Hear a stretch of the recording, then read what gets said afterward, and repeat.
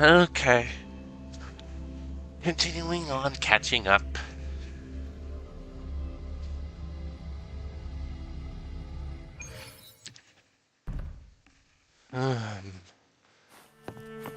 Sorry if also I'm a bit slow. I do have a cold. Okay, well, first of all, doing the daily nonsense. So first take care of that, and then we'll then continue. Like before, in about an hour, I'll pause to take care of junk.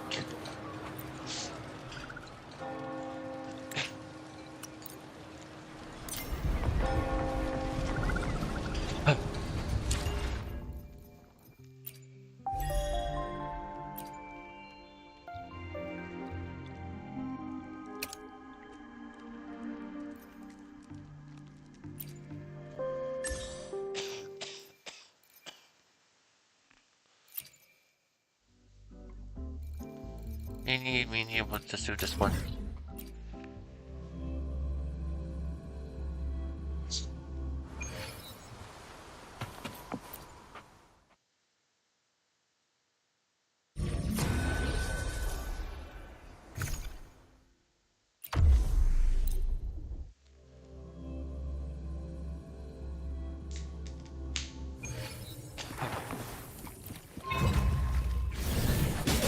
Such is their bliss.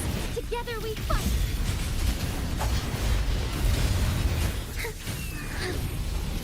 Evil be cleansed.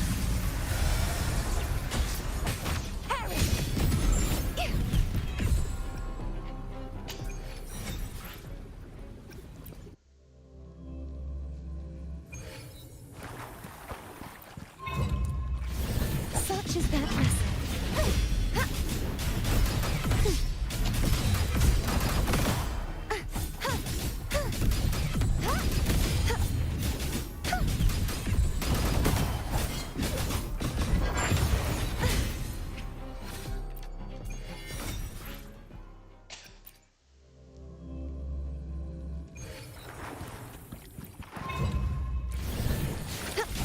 Such is their blessing. Purge, the strike is wide. Take forth fluorescent shadows. Collapse!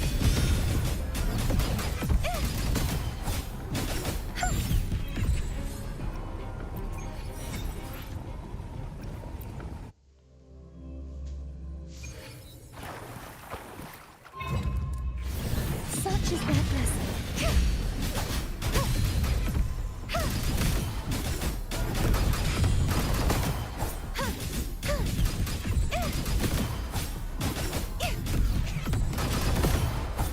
Heavens, descend!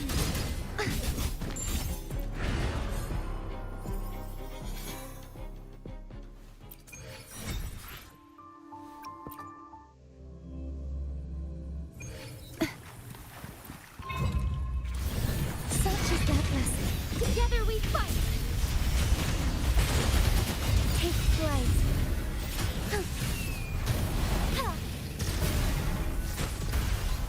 Let it end.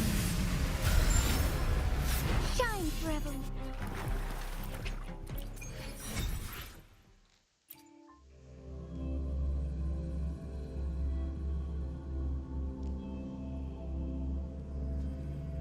And I could probably capture 2 echoes somewhere along the line.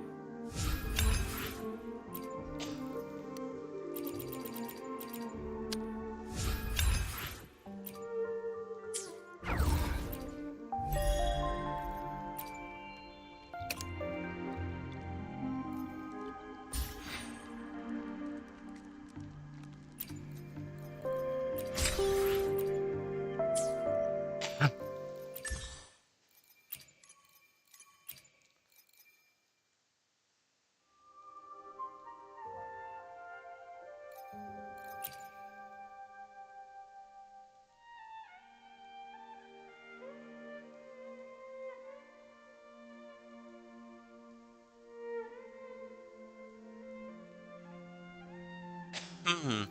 So all of these seem to be unlocked now. I'll worry about those later.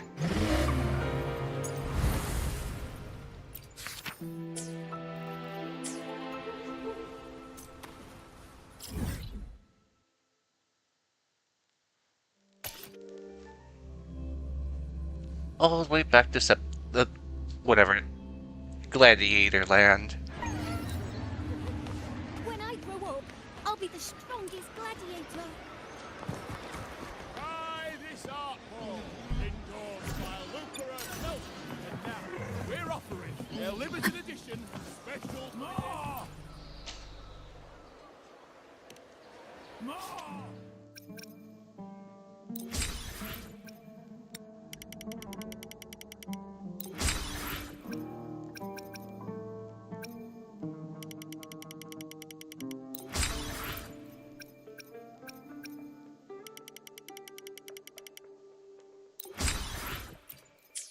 More! Pour me another! Try this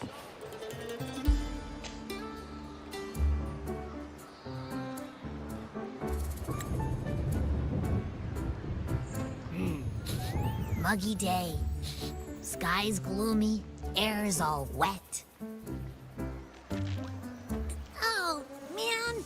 Please let me finish my sentence. Ugh. No. Ugh.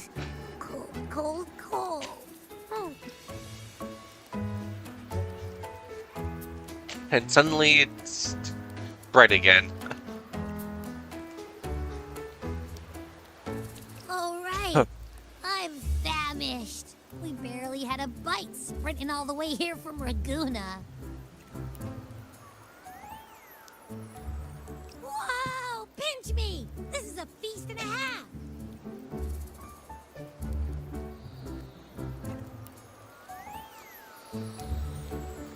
Hey, Rover. So, we did bring enough money, right? I mean, we kind of rushed out without grabbing anything. Oh, that. Don't worry, money's not an issue. Augusta made sure we're covered. All our food and lodging here in Septimon is built straight to the F4's palace. But I think the owner might have overdone it a little. Ha! Better get used to it. You're the champ of the Great Aegon. And you know me. If food's on offer, I'll be a scoffer. Yeah, no leftovers, guaranteed.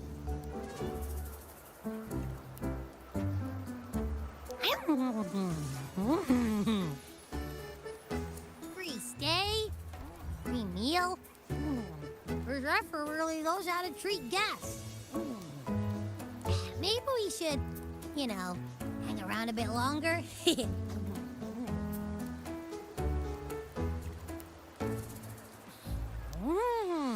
This smells amazing!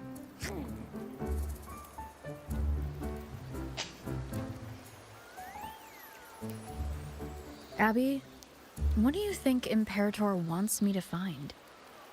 If Cardathia's right, the last clues should be somewhere on the Sanguis Plateaus. We're so close to the finish line. Just one step away. But our pace has slowed. Relax. We're already back in Septimon. What's the rush? I remember Lupa said there's this weird blight cloud hanging over the Sanguis Plateaus.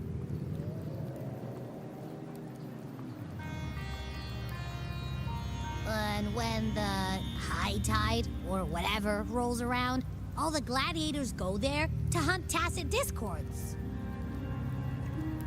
Wait, is the high tide coming up soon? The Afra's invite did say something about a big hunt. Huh, that reminds me. Aren't we supposed to meet her today?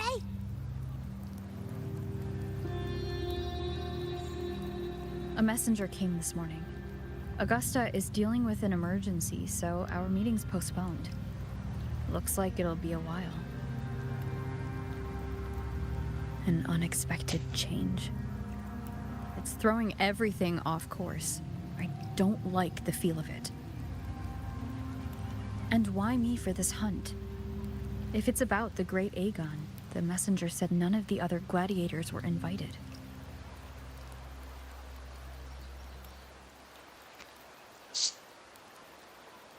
Who knows? Maybe she just wants to test her strength against you. Typical Septimontian, right? You think so? I've only met her a few times, but I doubt she acts on such simple impulses. And as the Ephor, can she really thoughtlessly do whatever she wants? Guessed from afar, you possess eyes as clear as crystal.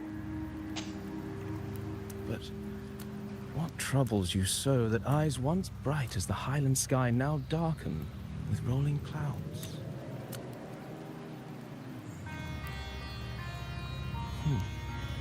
A warrior who walks the blade's edge does not falter over trifles.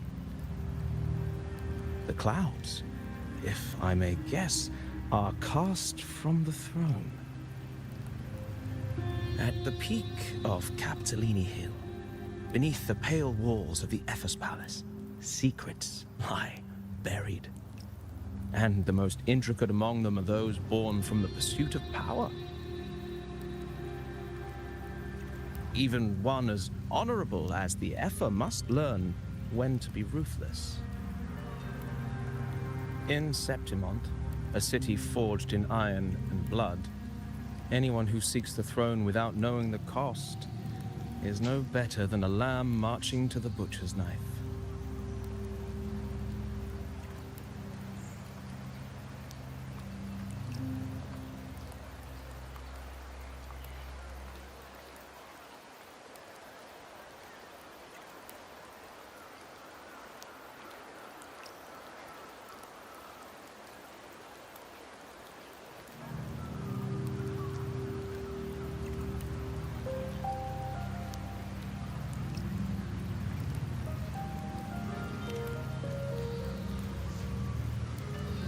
I am Nestor, a traveling poet.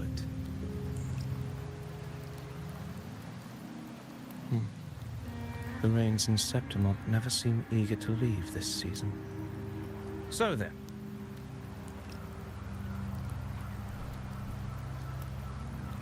if you are curious about the Ephor, then allow me to say that nothing would honor me more than to offer even a modest service to the champion of the great Aegon. Wait, how do you know she's the champion? And all that stuff about the Ephor, too? Oh, your eyes. Were we talking too loud? To see and to hear are but two of the many ways to perceive. Trusting the senses is a habit, a natural expedience, but not the only option. Truth be told, I've been gathering inspiration for my next epic, and its protagonist is none other than Augusta, the Ephor of Septimont. That's why I speak of her with some familiarity. I have a feeling your tale with her will soon be written. And knowing more about those who walk alongside you is rarely without its benefits.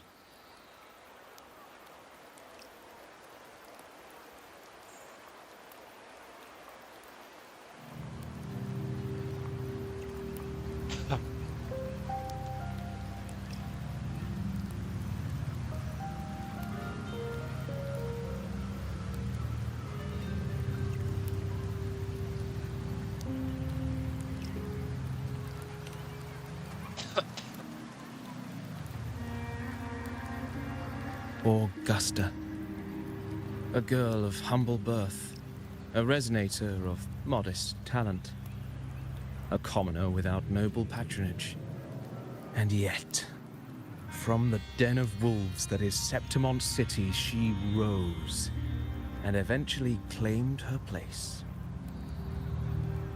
Just like the burning sun was once a cloud of dust.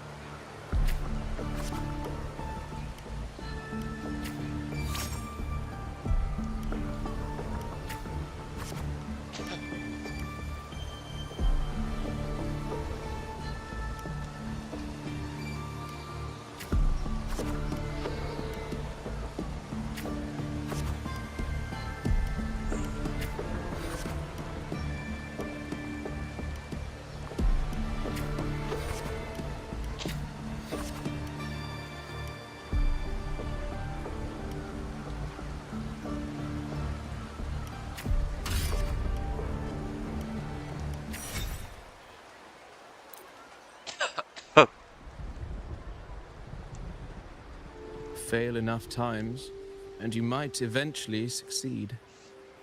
Should we call it resilience? Or mere stubbornness? Or perhaps, for a girl who has lost everything, there was never a second option. She had no one to trust but herself, and naught but a blade to hold. And yet, as the first stanza of an epic, this is nothing extraordinary. Since the lament, across the scorched lands of Solaris, I've heard this story repeat itself, again and again. Greatness. Yes, our era has certainly seen it. But true greatness is never found on the first page of a story. Courage, glory, and honor. Such immortal virtues have been etched in tablet and stone. They are never forged overnight. Light as a thread, elusive as the wind, they weave themselves into every twist of fate, tangling with every insignificant choice we make.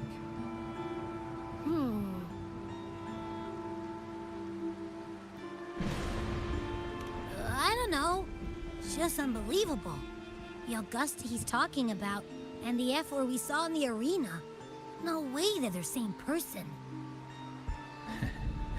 A girl far from home, arriving in the city upon Capitolini Hill in pursuit of strength.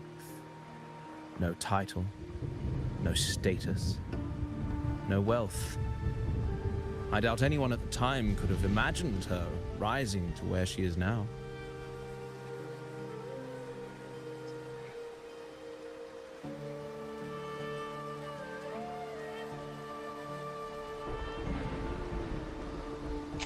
Do you mean Kato?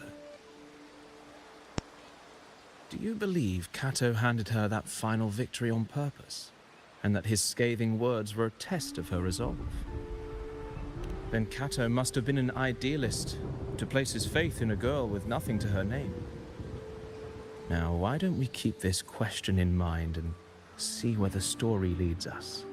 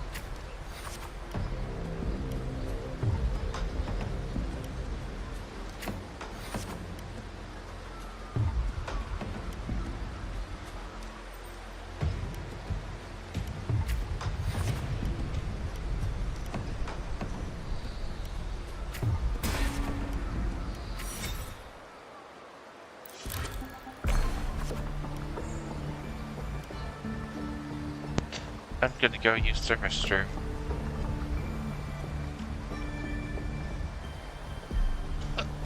I've been drinking a lot of liquids. 'Cause I'm not feeling so good.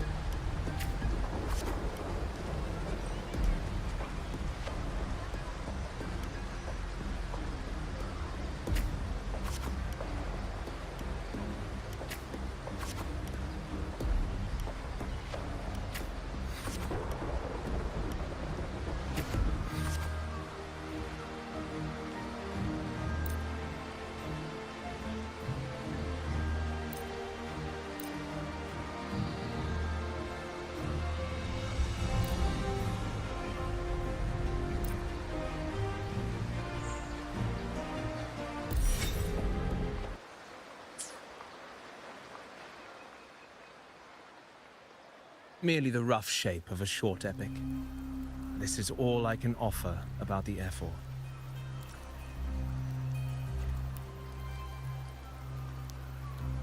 Now, as a listener, what do you make of my narration?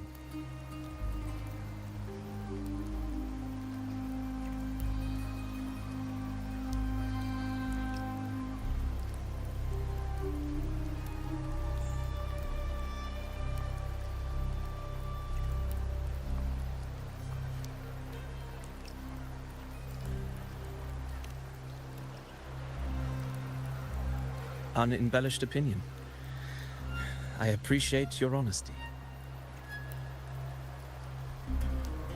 If the tale is bland, then perhaps my heart hasn't yet aligned with her noble soul. May the ever-burning sun cast away my doubts and wake my dusty mind from its slumber. But putting uninspired rhetoric aside, I still have one thing to confess. That is, through my words, your knowledge of the Ephor remains, at best, incomplete. Poetry can only offer a glimpse of the true story, the reality of people, events, and things slips beyond the grasp of words. I do not belong in the pages of the epic, so I remain confined to the observer's gaze. I can imagine events and emotions unfold, but I cannot truly recreate them.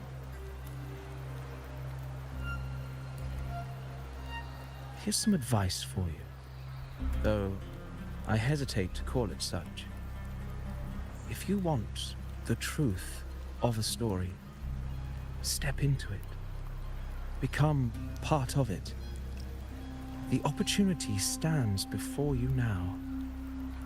As I've said, the tale between you and Augusta, the hero of Septimont, is only now turning its next page.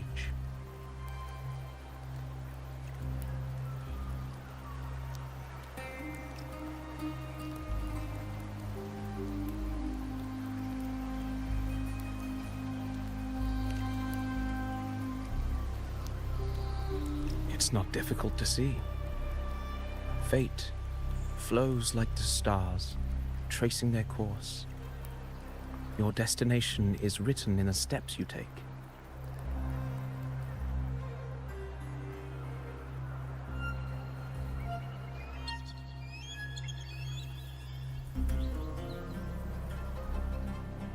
The rain is passing.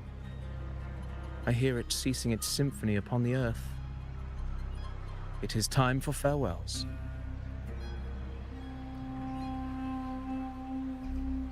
Before I leave, may I ask you one last question?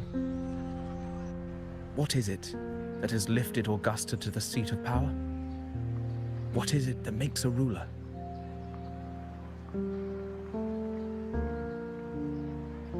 Well, I'd say strength. Let's be real. There's no way Augusta could have passed those trials without strength. Rover, what do you think?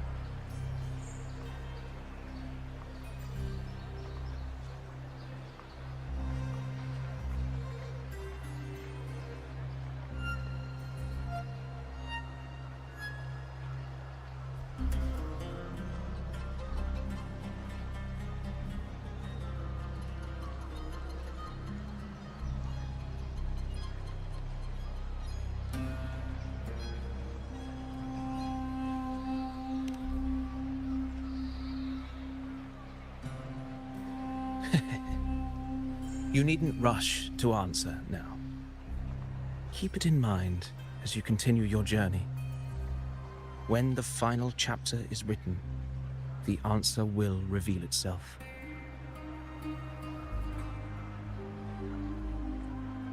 Farewell, my friend. Our paths crossed by fate and by chance.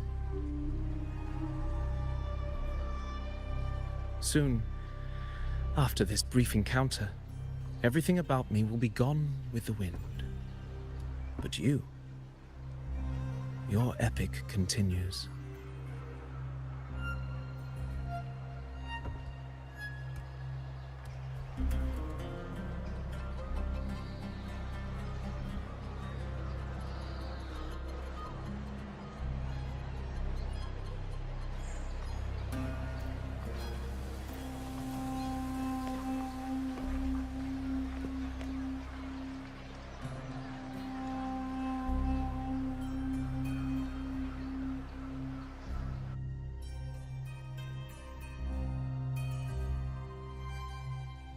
Your Excellency, you have indulged her too much. As the priestess, you know is far too unruly in both action and word. It's a disgrace to her title. Indeed. She entered the palace unannounced, uninvited, and with no decorum. A blatant affront to the authority of the palace. Same as always. Senators, all she crossed was a doorway. One too insignificant to carry the weight of our authority, or defend anyone's fragile pride. Let us not forget, it is not the walls of Capitolini Hill that command fear. It is my will, my sword, and our relentless conquest. I know your fear. You fear a priestess's voice drowning yours, and a rebel challenging the Senate's rules. But listen well. Power does not bow to sycophants, cowering behind their traditions. If you seek power, then step from the shadows. Face me, and prove yourself worthy.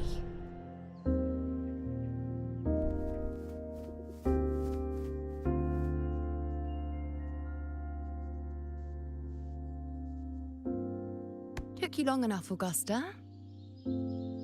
Handling the senators takes time. You know that. Well, to keep our esteemed priestess from waiting, maybe next time I'll just leave them to their own devices. I'll make sure they record every detail of your feat, and relay it word for word to Grandmother Lilibet. Priestess Iuno, unruly behavior, left Tetragon Temple without permission, and trespassed into the Ephor's palace. I wonder, who will lose it first? Lilibet? Or you? Let those old foxes report me all they want. If they step into the tetragon left foot first, I'll shoot the left. Right foot first, I'll shoot the right. Hey, I'm with you on that one. The Senate should be reminded now and then that the Tetragon's kindness is not a reason to take Priestess Yuno lightly.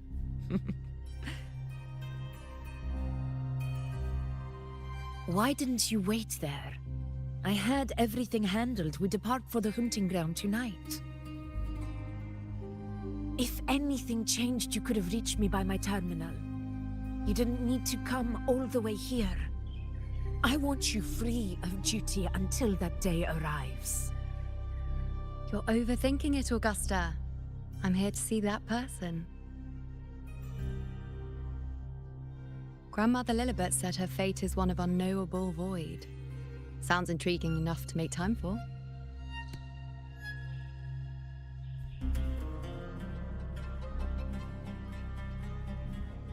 So that's it? Too bad. The ship from Laguna won't dock until tomorrow morning, and we'll be gone by then. Ugh, what a hassle. Patience, you know. The warrior has accepted the invitation. So, you'll have plenty of time to meet during the hunt.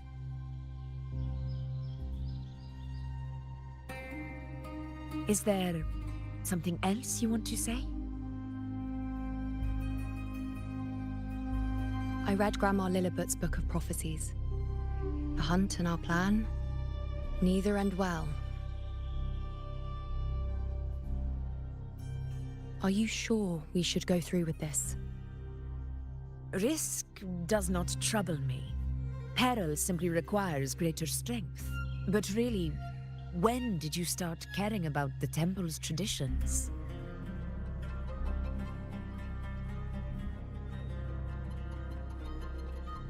O ye faithless of Septimont, the divinity is enraged. Should your ruler defy their will again, doom shall be your fate.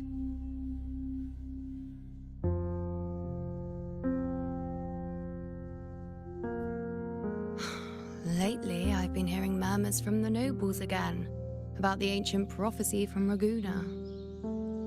I will admit, those words once carried weight. But when our ancestors crossed the waters and climbed these hills, Raguna's divinity didn't get a seat on the ship. And the priestesses all said the prophecy was incomplete. Only the hero of heroes, wielding extraordinary power, risen from the dark tides, shall bring eternity to Septimont. Then shall the waters quiet, the tempest still, and glory return with the blood of the old king.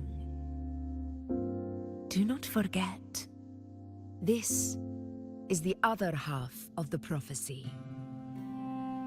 Fabius, Attilius, Valeria, one after another, these heroes have saved Septimont from the brink of ruin.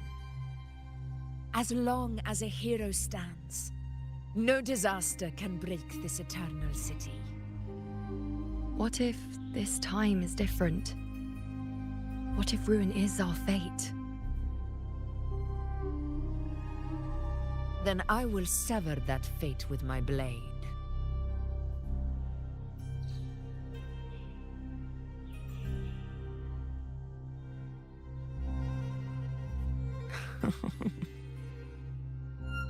What's so amusing?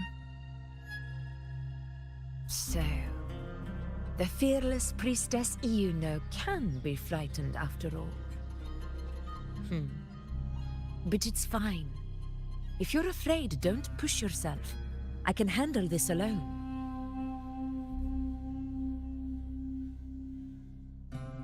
Most revered priestess, wait for me in the temple. I shall return victorious. Frightened. Me? If anything, it's you, trying to shut me out and face it alone. Fine. Go ahead. You'll come back to me sooner or later. That I can't deny. I knew it. So you do need me for this hunt. Thank you. You know.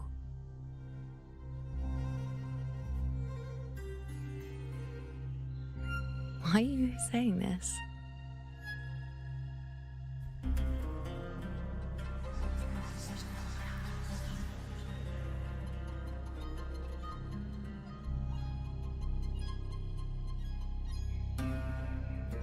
The storm is coming. Come, you know my friend. The best way to greet a storm is to walk straight into it.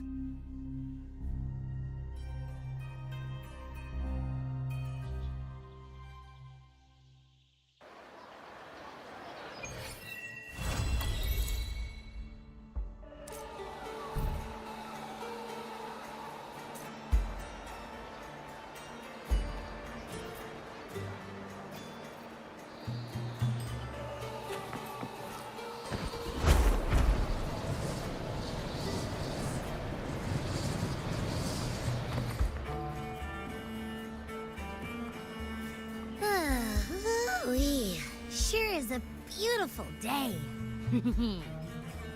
So, any news from the F4 rover? Or are we still chilling like we've been for the past few days? Good day, Madam Rover. I am Damien, an attendant in service to the F4's palace. By direct command, I have come to deliver you Her Excellency's personal letter. It concerns a matter of utmost importance.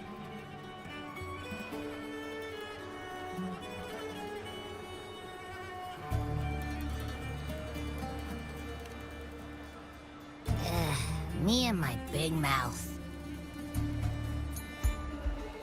Hey, what does it say? Scooch up a bit.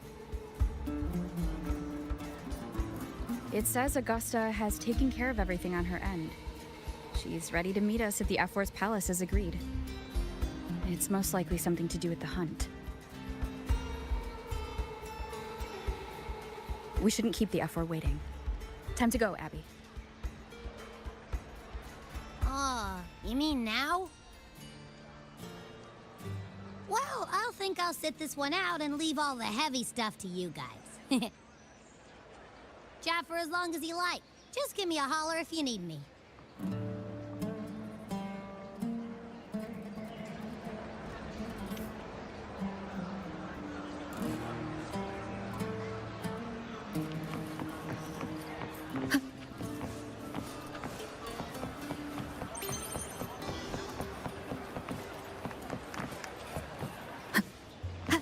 The F4's palace is just ahead.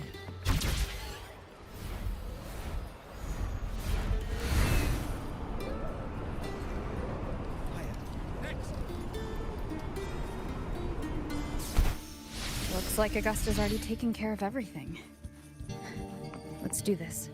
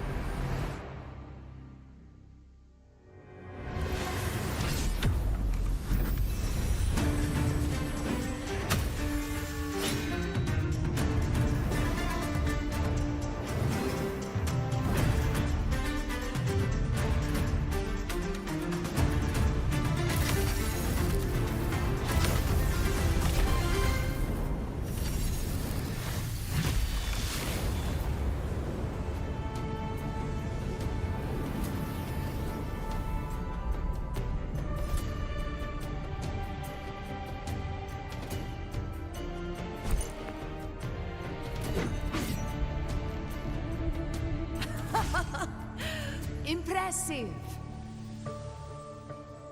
I expected a challenge, but your performance far exceeds what I had imagined. Just as I thought, watching from the Colosseum's balcony is no way to understand a warrior's true spirit. Only by crossing blades can I feel the will to fight pulsing through your veins. Come, step closer. Laureate of Raguna, champion of Septimont, favored gladiator of Arsinosa. By the honor of these titles, it is only right you stand by my side. I, Augusta, Ephor of Septimont, offer you my highest esteem.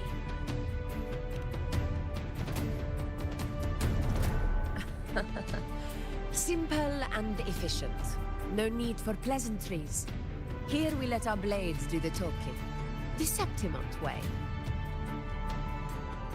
I have no doubt that you and I will have plenty of opportunities to get acquainted. But that's not why I called you here today.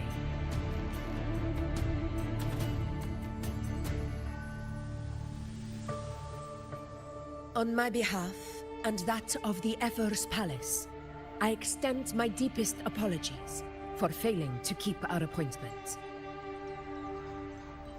I hope this delay hasn't dampened your enthusiasm for the hunt.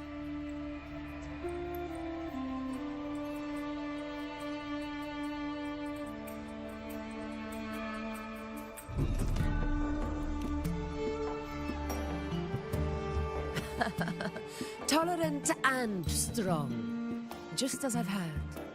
Virtues of a true hero.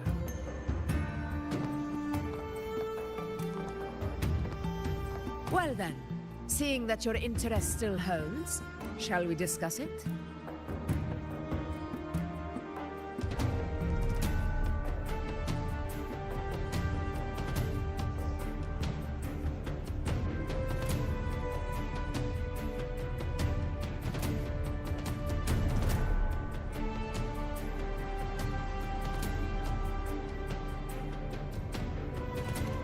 The hunt. In Septimont's long fight for survival, it holds profound significance. It is both honor and duty. For 100 years, countless gladiators have taken up the hunt and met their end in glory. It is no exaggeration to say that the blood of gladiators still burns in every inch of the Crimson Sanguis plateaus. Our ancestors built the defenses that line those grounds. To this day, they stand as the front line of Septimont's resistance against the Dark Tide. You've surely noticed the lingering blight cloud that hovers over the Sanguis plateaus. Since the first Dark Tide outbreak in Rinasita, that place has become a breeding ground for its horrors.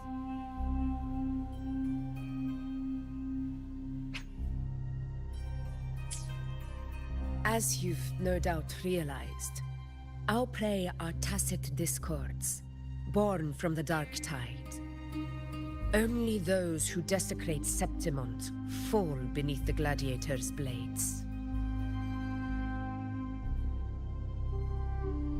The high tide is upon us, and it will be a storm like no other.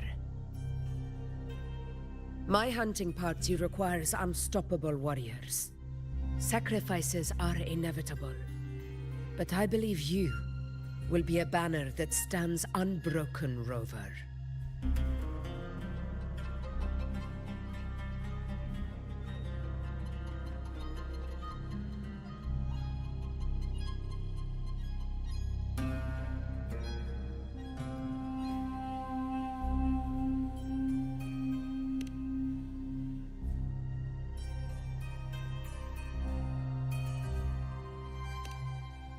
I share your sentiment. Septimont takes pride in its many remarkable gladiators. But you are exceptional. A grand hunt awaits us, and my warriors and I long to do battle alongside a fighter such as yourself. Of course, the will of the extraordinary deserves to be heard. I'd like to know your thoughts on the matter.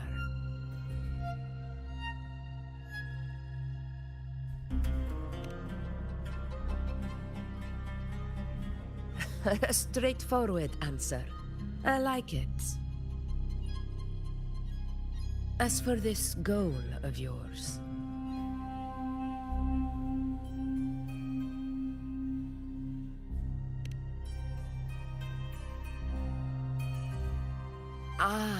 yes. The Journeying Paradise. I've heard that laughable name before. A pity the hunt was made to shatter that little fantasy. As for the Sentinel's relic, go to the Earthrend Wedge. It's where the Sentinel Imperator first descended upon the Sanguis Plateaus, and is the epicenter of every hunt to this day. However, due to its significance, not even Septimon's highest officials are permitted near it. But if that is what you wish, say no more. I will make it happen.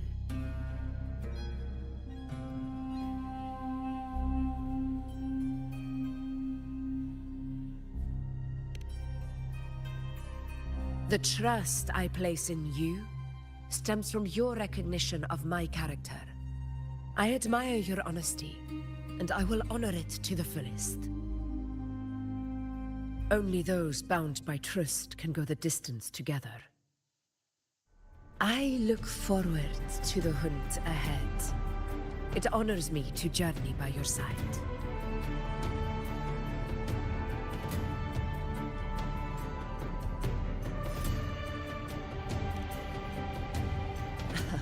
Patience, my friend, is the first step to becoming a hunter.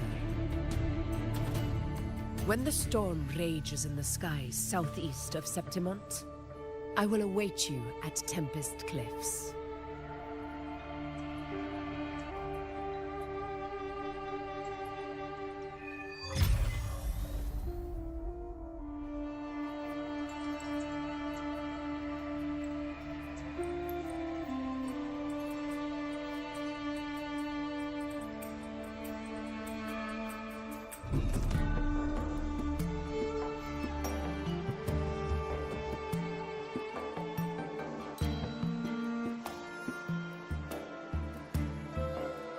Okay, I'm gonna stop.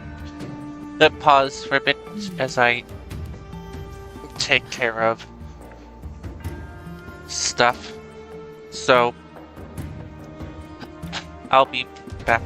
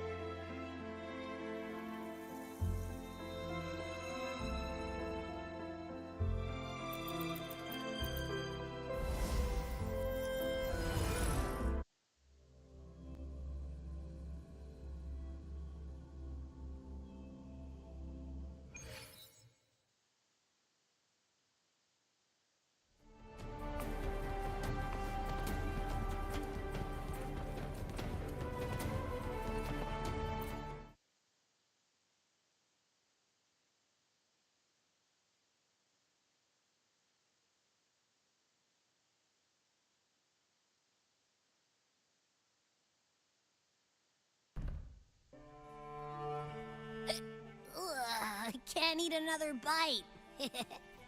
That's another full stomach for Abby.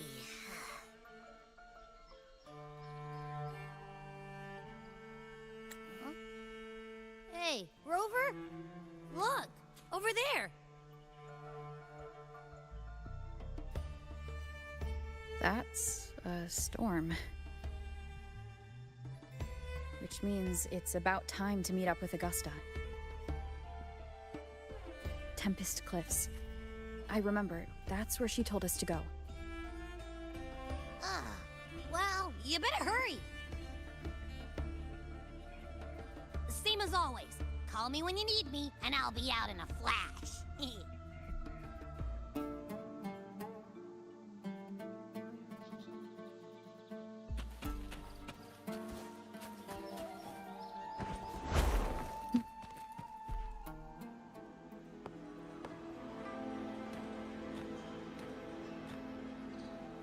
This should be the right way. If you're heading for Tempest Cliffs, head east. This path will take you straight to the Courtyard of Glory.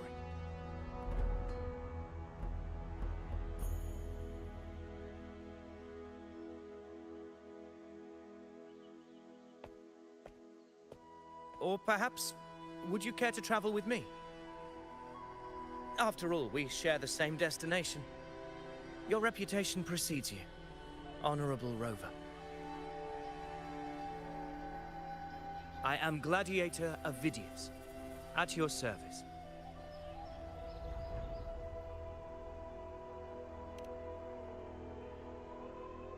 Gladiating and hunting are the very pillars upon which the glory of Septimont stands. I believe no gladiator would refuse such an honor if invited. I, of course, am no exception. Please, if you'll follow me, honored guest from afar.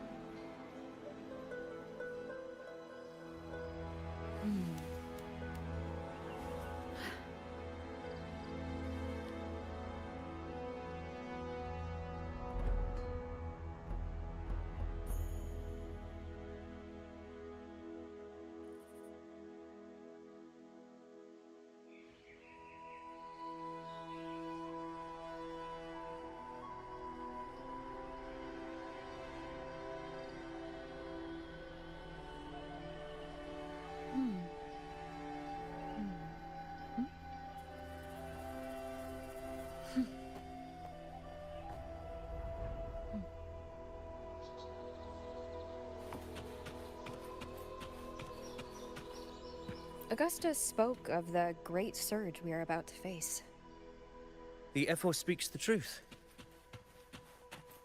And this year's high tide has come later than usual, which bodes ill. It's a shame even the sharp ears of the Senate could not chisel through the high walls of Tetragon Temple to hear the whispers beyond. Is this an auspice of calamity or a prelude to a new legend? Only time will tell. Weapons tight. Always be ready for anything. With a dark tide.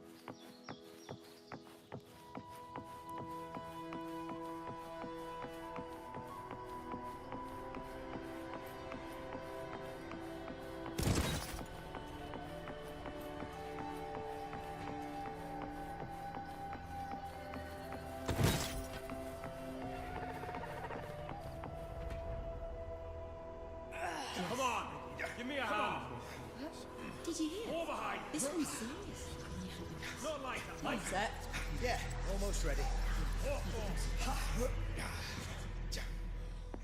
Pleasure of escorting you to the F4 has been fulfilled. For now, my duty ends here.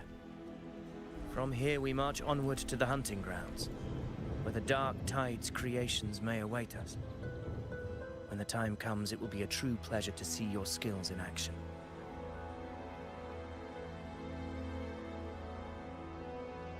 Happy hunting.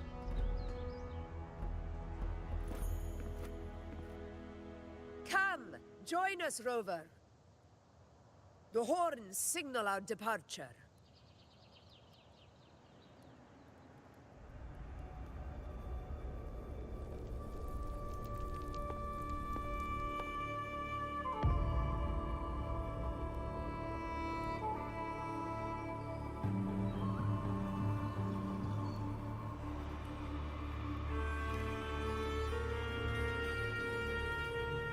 Precisely. These cliffs mark the opening of our campaign.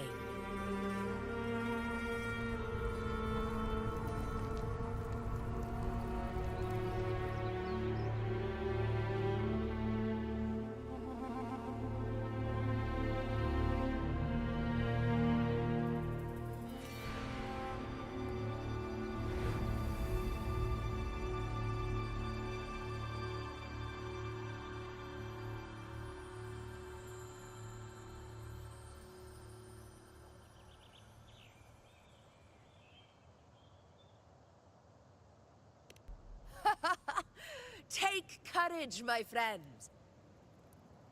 The path to glory will reveal itself under the feet of the brave.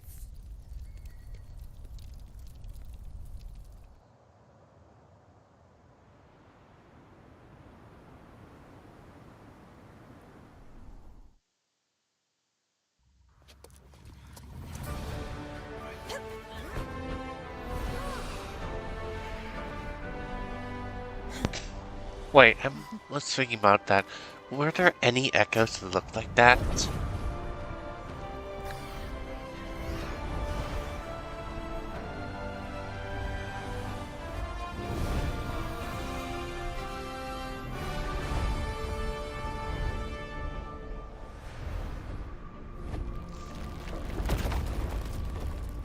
Is that?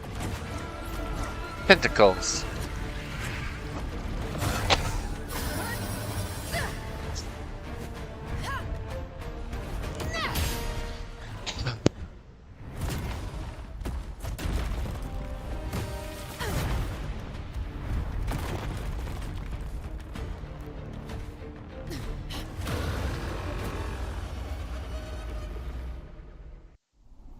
Leave it to me. Getting restless, are we? That is a Chorosaurus, an abomination of the Dark Tide. Do exercise caution, Rover.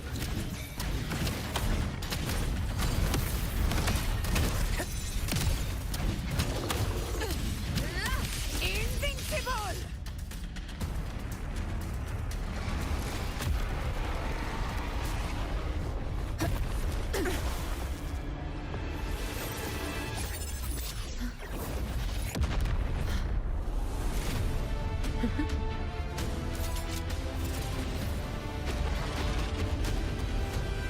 Now is not the moment.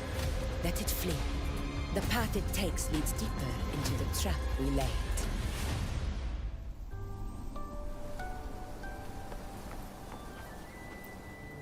That sound.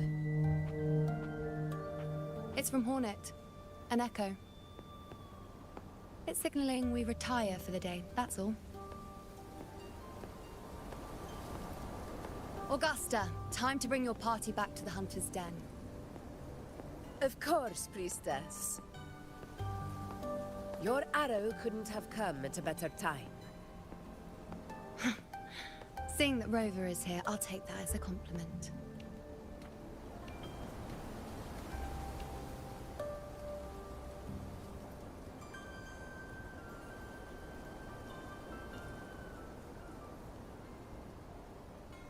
The Hunter's Den. Busiest gladiator encampment across the Sanguis Plateaus.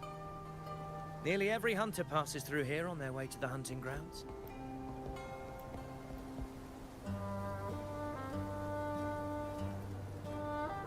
We will rest here before setting off for the next hunt. I must admit, this place is rather magnificent. I suppose my predecessors forsook the peace they ought to have enjoyed just to share this hard-earned land with these hunters. Such magnificence is rightly owed to the temple.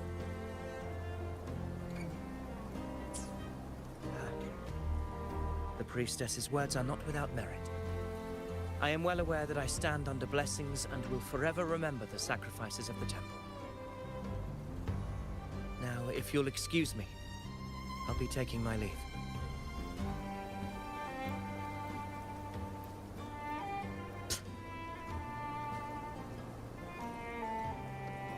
Though we've already met, I suppose a proper introduction is in order. I am Yuno, priestess of the Tetragon Temple.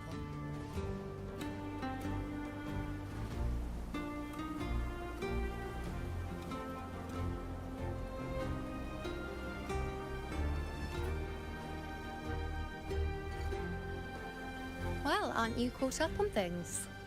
What you say is true, though I've long since grown tired of such affairs. Come now, Rover. Surely you can find me something more interesting to occupy my time. For instance, the hunt.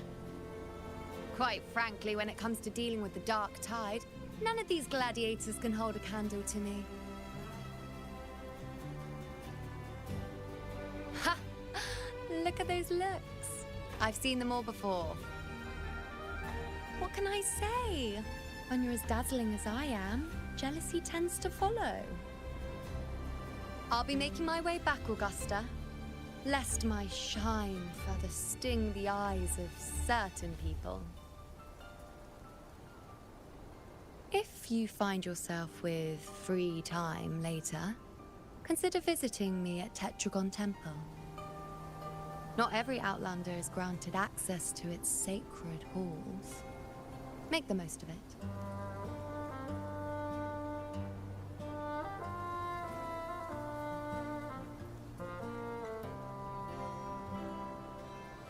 It's rare to see Yuno hold back like that. You must be someone different to her.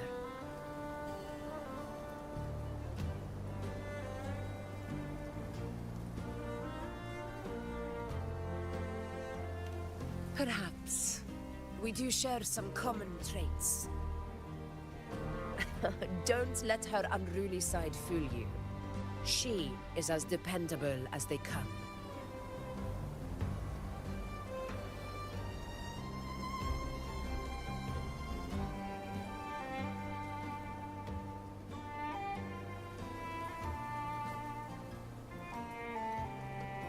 A Chorosaurus. Avidius was correct.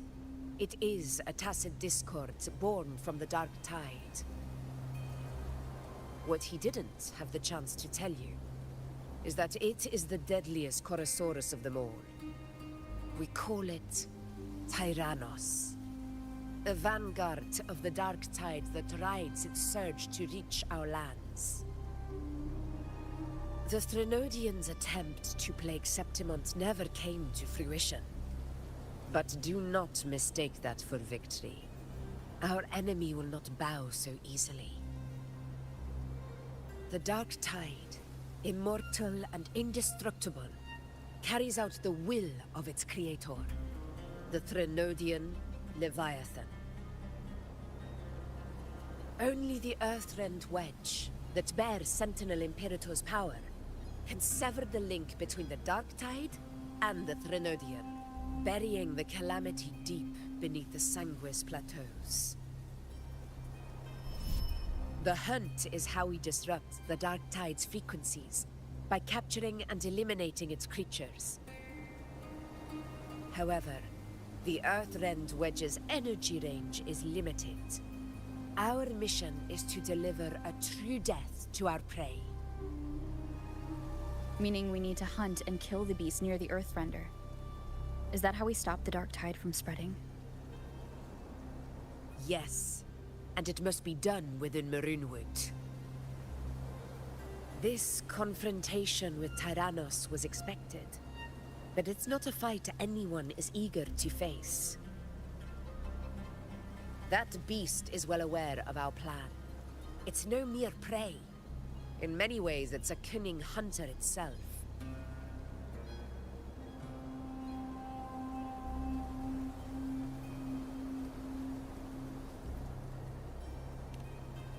Now, we wait. We wait for it to enter Maroonwood. The real hunt begins when the beast's hunger drives it to the wilds.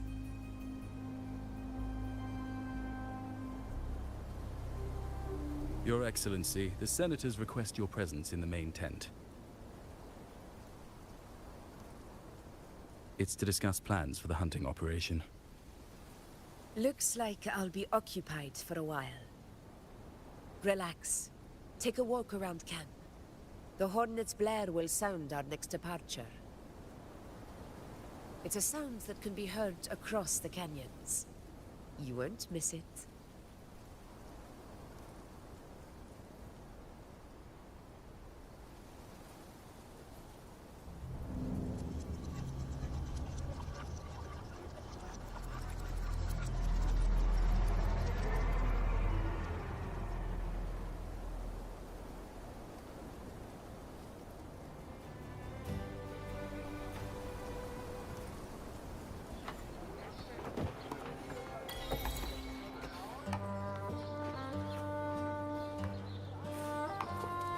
The high tide of unprecedented scale. Did you hear about Avidius and the Senate? Did you hear about Avidius and the Senate? The power struggle. Nothing new. But going up against Augusta is a steep hill to climb. Without a strong forte, Augusta's strength was always going to have limits. She lacks the extraordinary power mentioned in the prophecies. Hard to compare her with a hero of heroes of the past. I wouldn't put it like that. Knowing how Augusta operates, Avidius would even have risen to prominence if she hadn't allowed it. That kind of grace is the mark of a real ruler. Yuno mentioned visiting her at Tetragon Temple. Got a bit of free time. Might as well pay her a visit.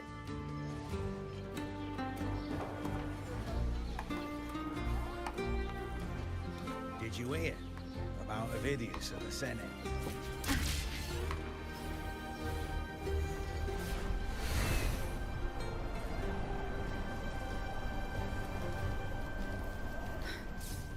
Didn't think I'd find something this grand way out here in the hunting grounds. No, are those murals on the wall?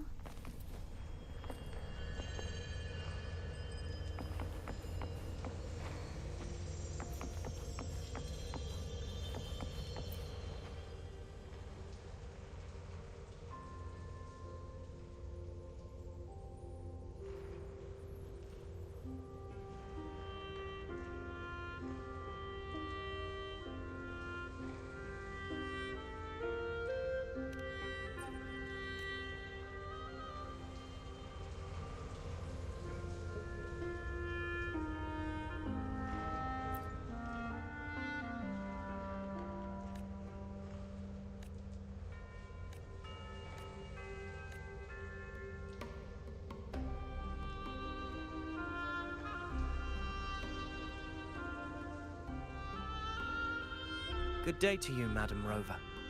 It seems you too have taken an interest in the temple's murals.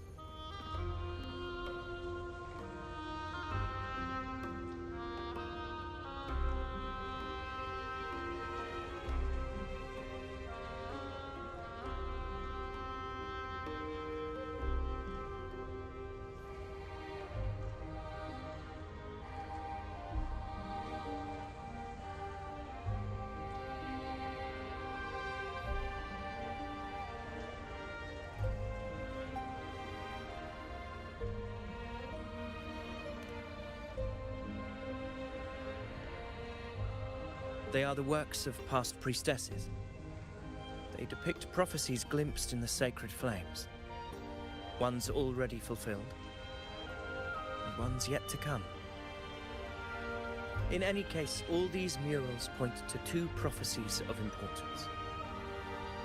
The first is a Ragunesi prophecy condemning Septimonte's lack of faith in the Sentinel. Hear this, O faithless ones of Septimont. The divinity of the high heavens has grown enraged. Should your monarch once more stand in contempt of their will, annihilation shall be your fate. The second is a continuation of the Ragunesi prophecy, delivered by Septimonte's priestesses. Only the hero of heroes of extraordinary power, risen from the dark tides, shall bring eternity to Septimont. Then shall the waters quiet, the tempests still, and glory return with the blood of the old king.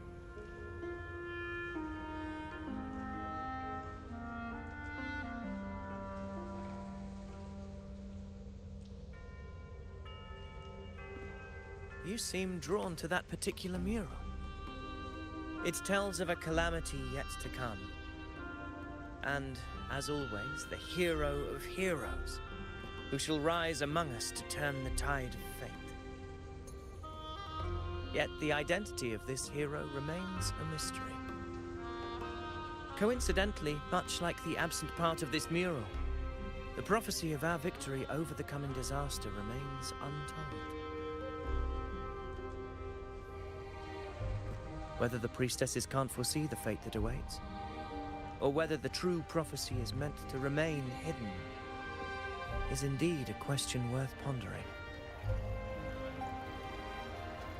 Our would-be hero of heroes, lost in daydreams again.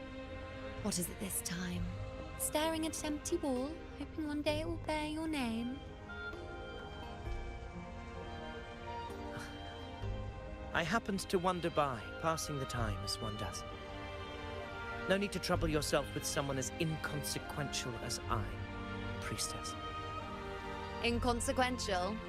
Come now. Everyone knows you're the Senate's golden child. Those old loons wouldn't spare me a glance, but they hang on your every word.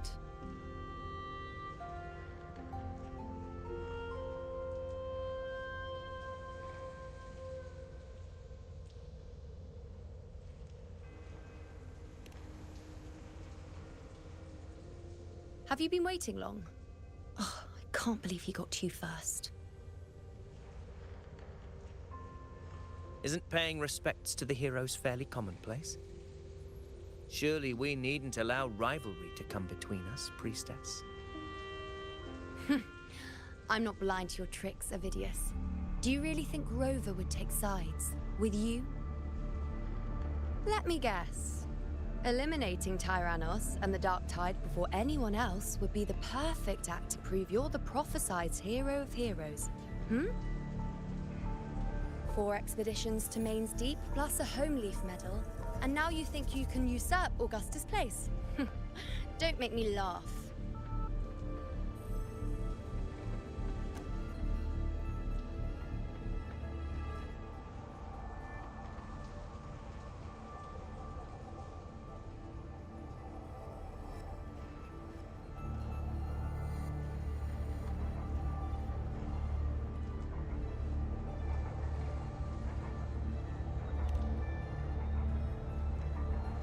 Read the room, will you?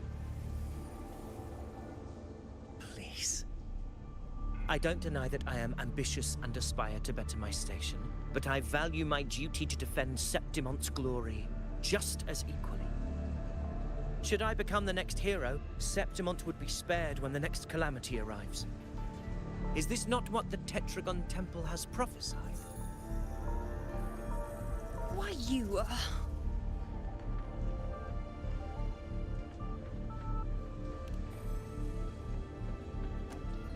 She possesses many qualities worthy of a hero, but she lacks the extraordinary power mentioned in the prophecy. As a resonator, Augusta offers nothing special. Yet throughout Septimont's history, every hero of heroes was born with extraordinary gifts. She may have the strength to wield a sword, but I doubt her ability to endure pain and the slow, wearisome passage of time like other resonators. It's a pity that in a city built on prophecy, Augusta is a disruptor of the rules. I assure you, Priestess, I will not act from the shadows. If Augusta seeks a fair challenge, I shall honor her with the respect she deserves. Priestess, Rover, I beg your leave. Perhaps we will bear witness to the birth of a new hero in the hunt to come.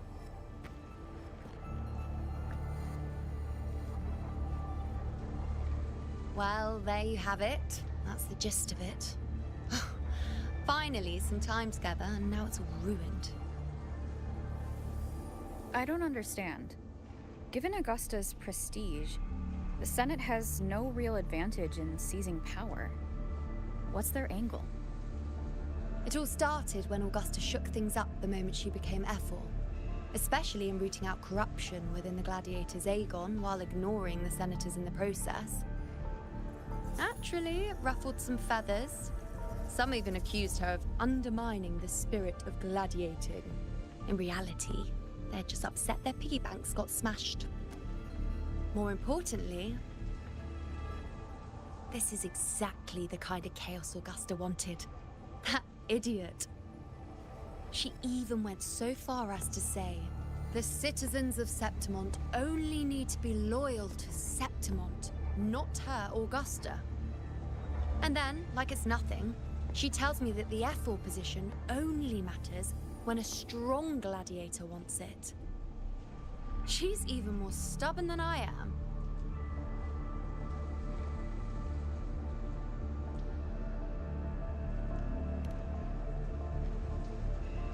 Now, why would I be worried about that? I'm sure you've seen her sword. The inlaid blades are trophies of every gladiator she's defeated.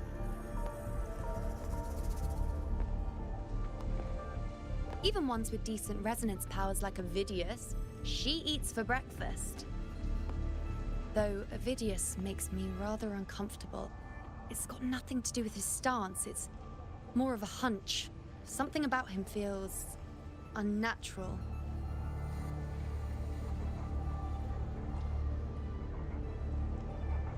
Or maybe I'm just overthinking it.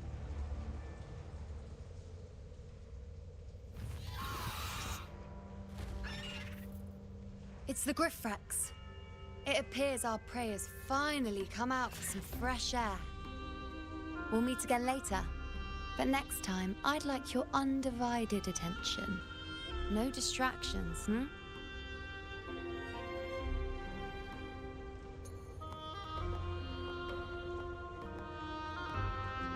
Is that lady over there looking at me? Better go and greet her. I overheard a few gladiators guessing who the next hero of heroes. Ah. We've been expecting you, roving hero. I see. A void. An unknowable fate. Worry not, my child. A void is by no means nothingness. Follow its guidance and let it lead. It will open the path to boundless possibility, guiding us through the fog to shores untouched by any before us.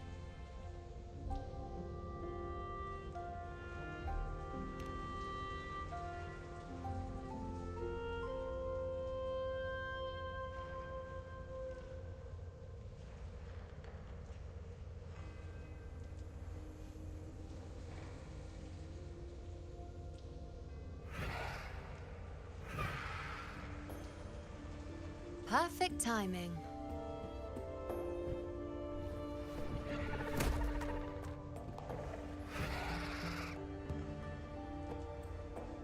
stretch my legs a bit. Huh. I wonder what Grandmother Lilibet and Rover are talking about. Never mind. It can wait. Let's get eyes on this beast, Aquila.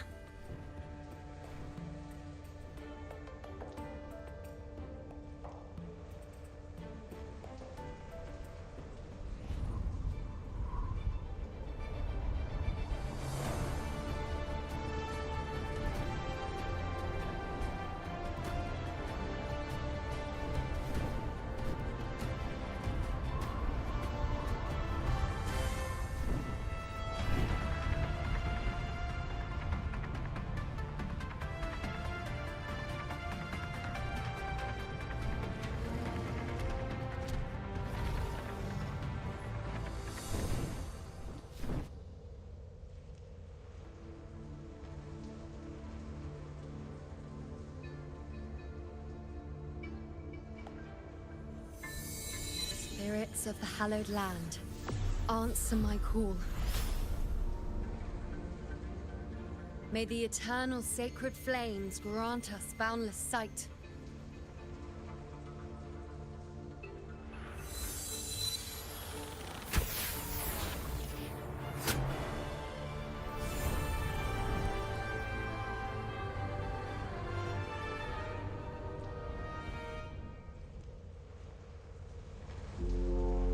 The horn. I'd better find Augusta.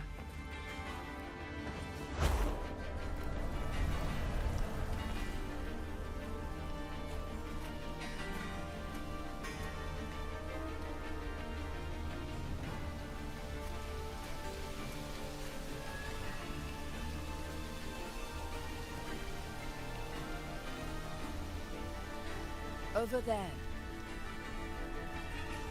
Behind that cliff is the Earthrend Wedge, a relic of Sentinel Imperator as ancient as these lands. The destination of your journey, my promise to you, our shared goal.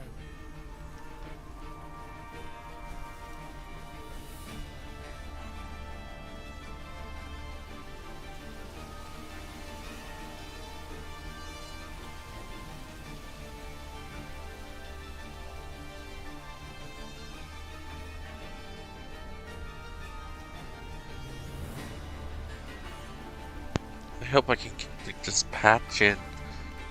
An anchor stone Far. made from tacitite formed around the Earthrender. Far faster than last time.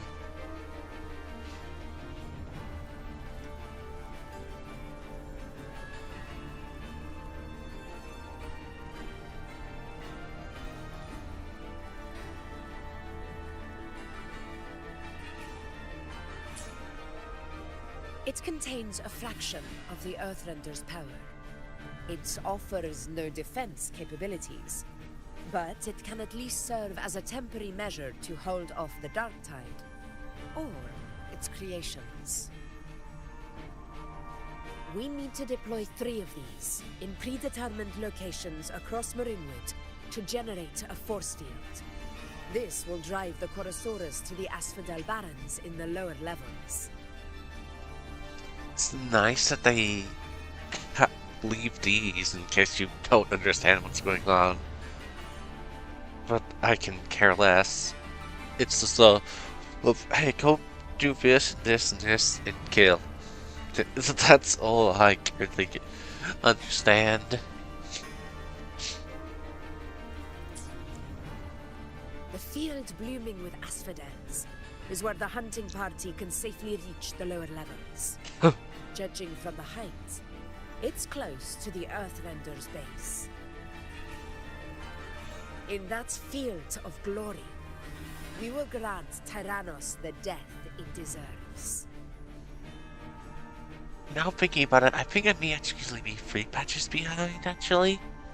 Still, not 2, so I may need to change the title of this video.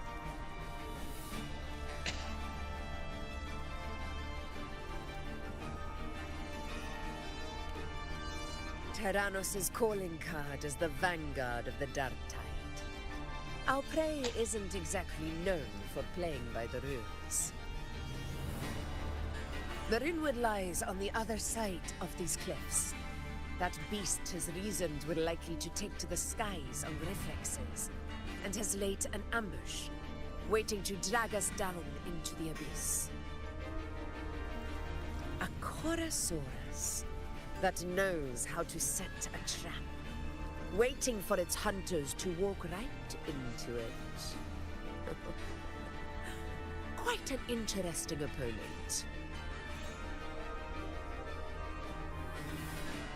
Gladiators, march with me to the hunting grounds. Let the sacred flames ignite your resolve. The enemies of Septimon shall bear witness to our might!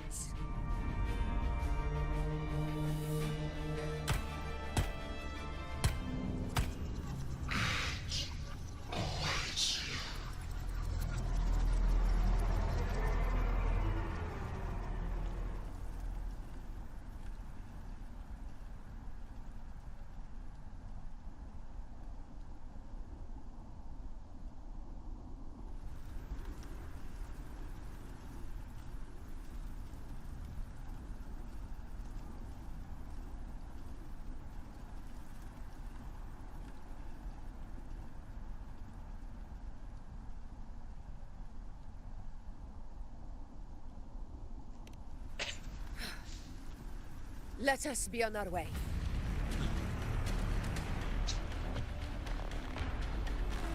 Back to being mute.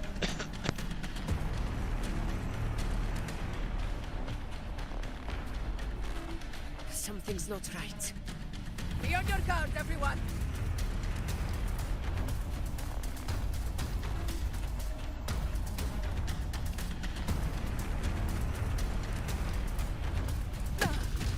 Well played. To the lands afar.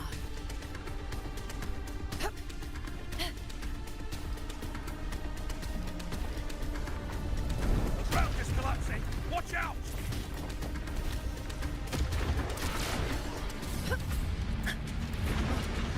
Over there! Getting excited, are we, Tyrannos? Watch out for those molten rocks. Use the pillars for cover. Move! Cunning bastard. Everyone, hold up! Almost at dancing. Victory is still far from reach. We're not in the clear yet.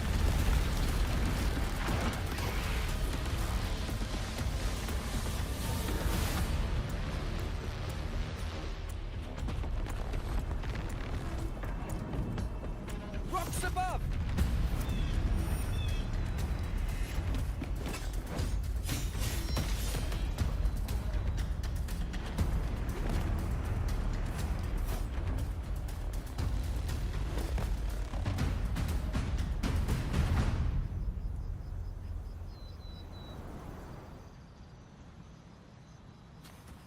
This path will take us to the Tacit discords. Ah, just in time.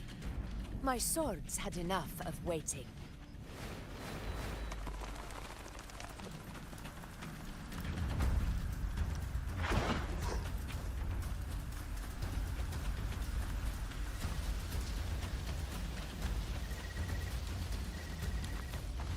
Such carnage. These tricks do not surprise me. Avidius, take a response team and get that anchor obelisk functioning. Rover and I will provide cover. As you command, Your Excellency.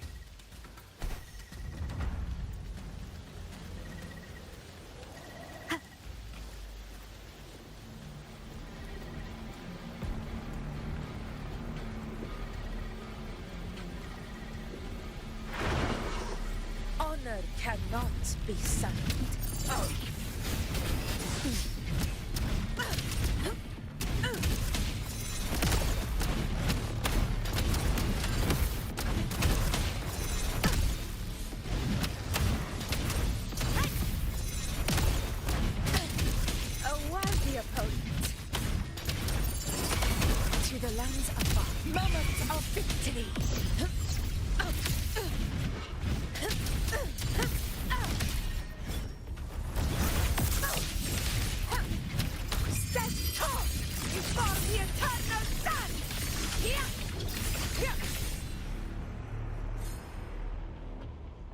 My valor never fails! In control. A match! Roars of conquest! Pathetic struggle! Avidius's team should be almost done, Augusta. Your aid couldn't have come at a better time. We were just about to insert the anchor stone into the obelisk.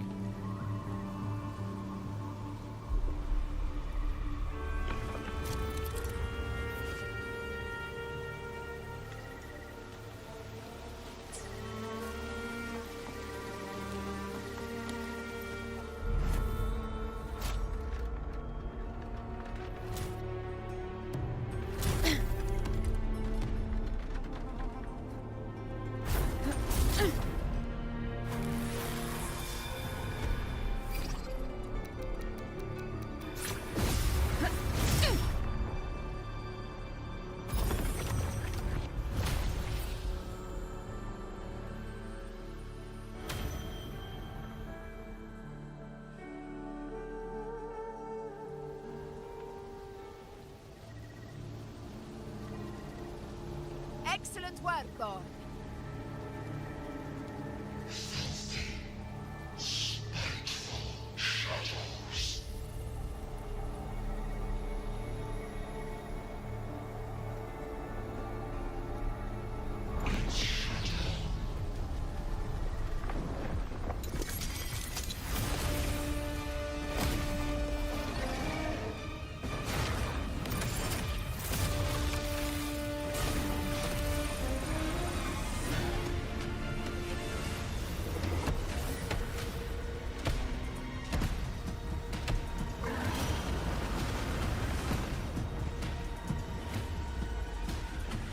Inside these hunting grounds, the hunter can become the hunted at a moment's notice. Think that beast is running away? Just a trick to throw us off. Let Augusta humor its little performance. Beasts who think they've won are always the first to die. Let her handle the Chorosaurus for now. We have more important matters to take care of.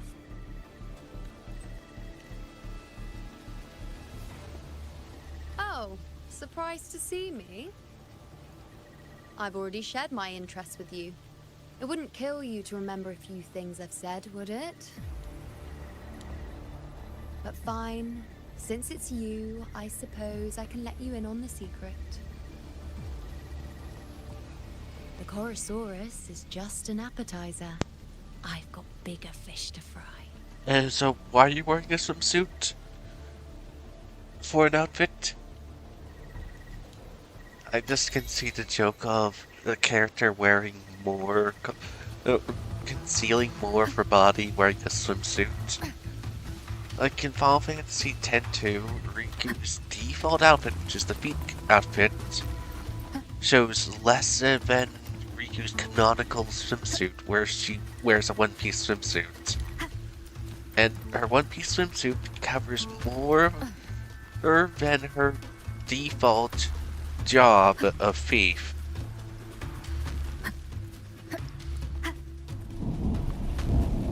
Who knew but Riku's...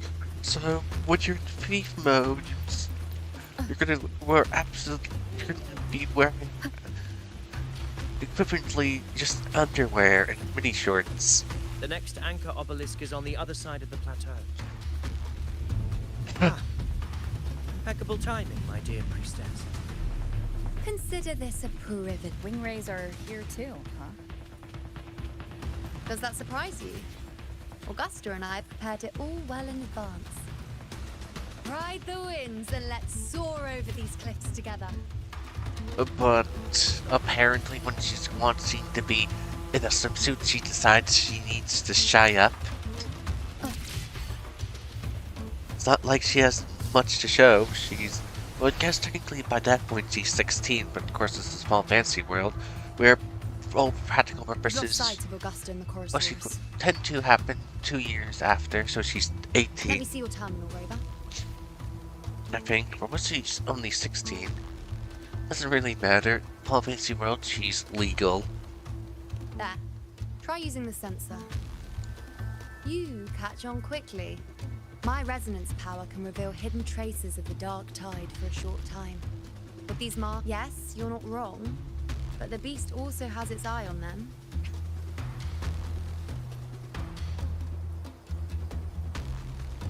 A sly enemy like this won't play by the usual rules. The more cautious we are, the better. Ha! So it is heading for that cave. The second obelisk is also in that direction. Come, let's go have a little fun with our friend.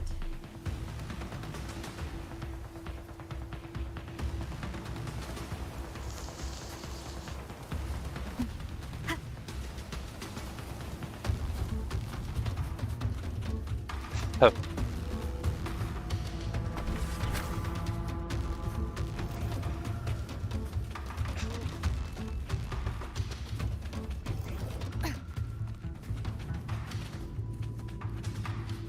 This is it. Mind the tacit discords.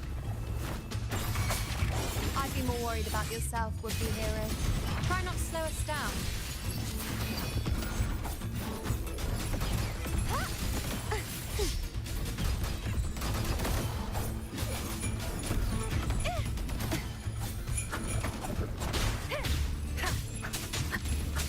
You will obey. One with the sound.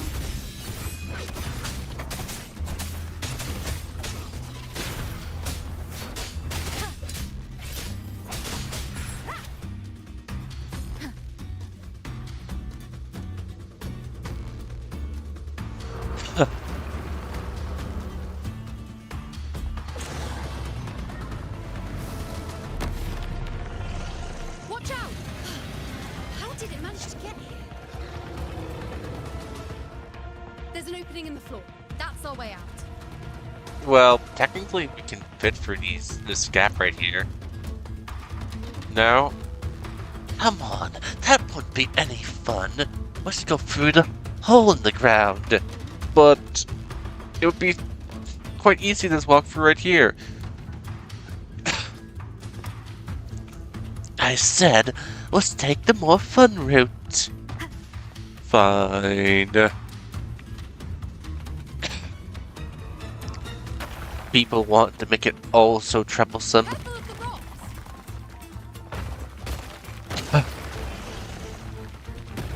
I'll keep it busy.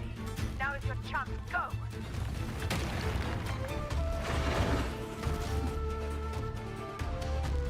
Make no mistake. Your fight is with me.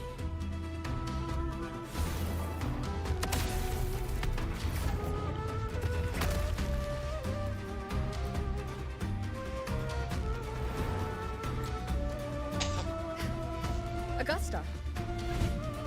My apologies for the delay. Be warned, the Chorosaurus could return at any moment. We should leave. What's up with this bridge here? Let me guess.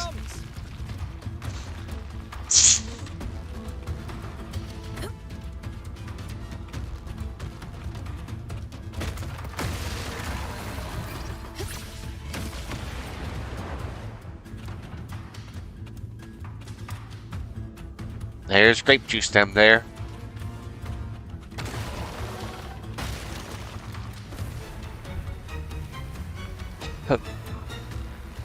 These formations seem solid enough for a quick pause. Tyrannos will not rest until we are corpses. But up there to the left, that stone seems loose.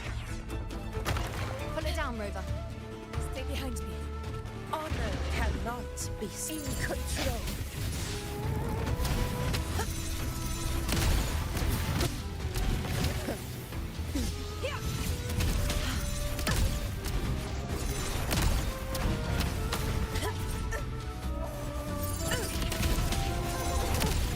Barely felt it.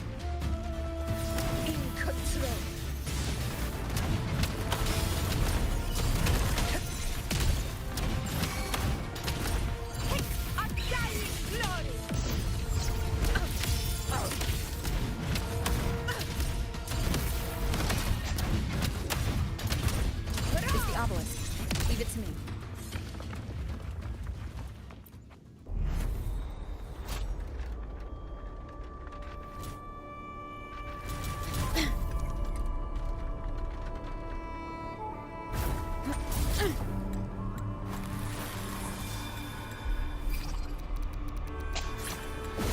Punch!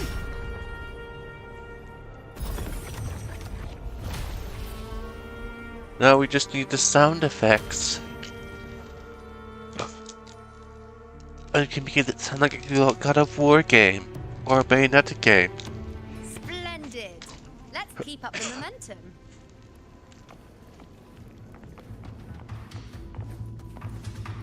Remnants of the past.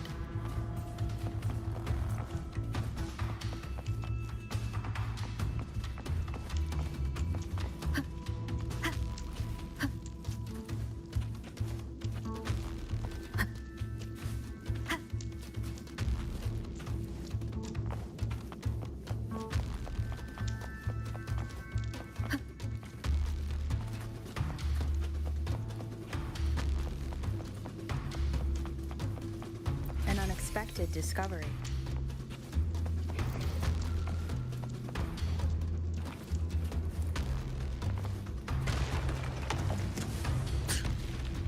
You again. I just left. Should be the anchor obelisk doing its job. Or perhaps it's up to something more insidious. The direction it's heading. Is it planning to destroy the final anchor obelisk? Huh. This fog hinders our vision. Could be walking into a trap. Makes for a fun challenge. Don't you agree, ladies? Stay vigilant. In due time, Tyrannos will learn that gladiators always play its shadows.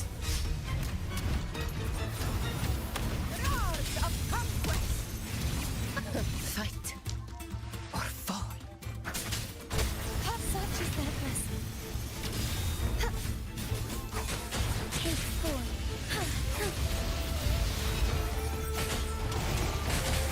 So be it. I like strength. The obelisk is right over there.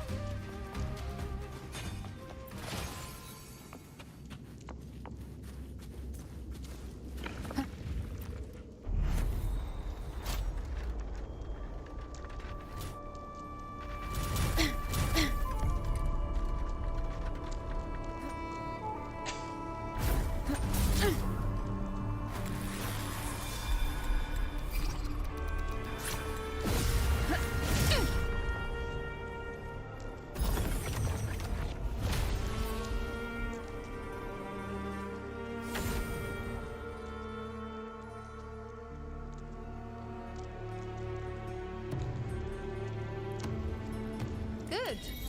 You did well not to disappoint.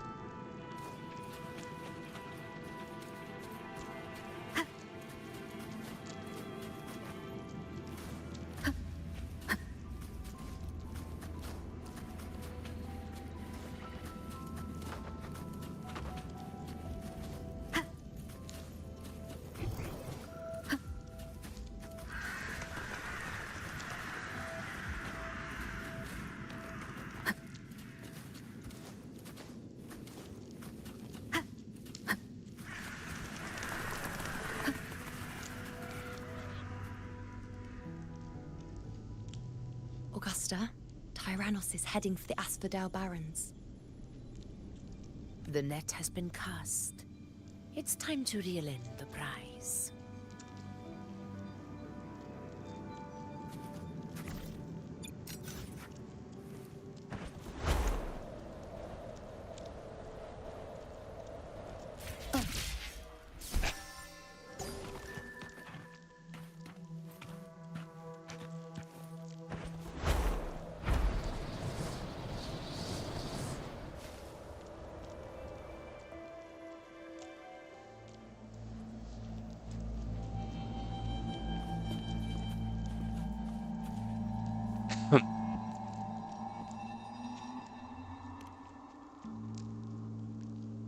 A field of corpses.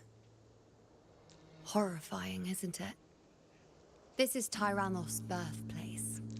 A kingdom of brutality, and the beast is proud of it. Every hunt before this, it was here that we met our final battles. The gladiators went to great lengths to drive the Dark Tide's creatures into the Asphodel Barrens. Likewise, their prey were just as eager to bait their hunters here. This is destined to be an evenly matched game of life and death. Hunter or prey. Only the one still standing gets to decide.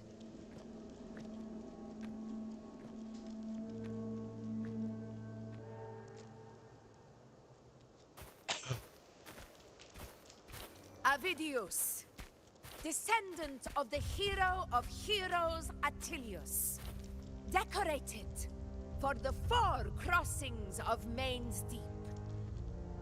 I see the desire in you, your desire for power. Yet if you wish to be my opponent, then this level of resolve is far from enough.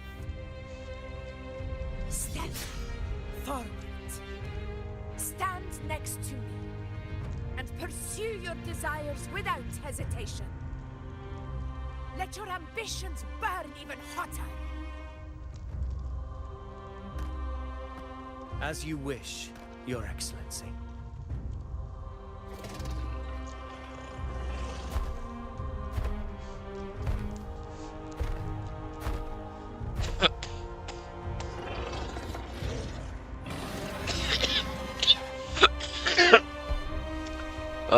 Finally, some fun for a change. Okay, I need to blow my nose again.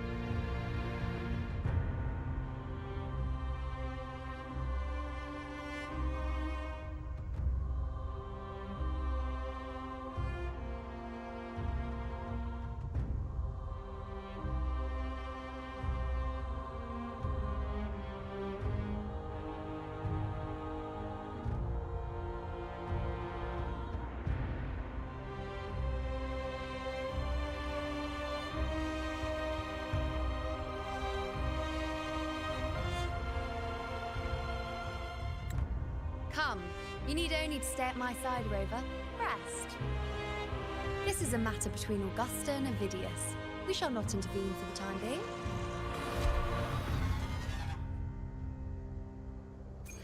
Leave it to me.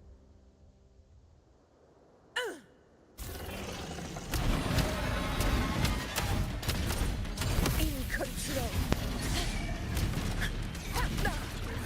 Well played. Roars of conquest. Barely felt it.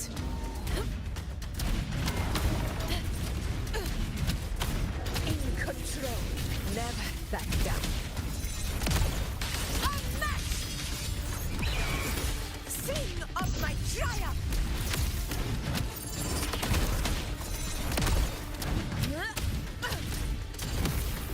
Roars of conquest! In control.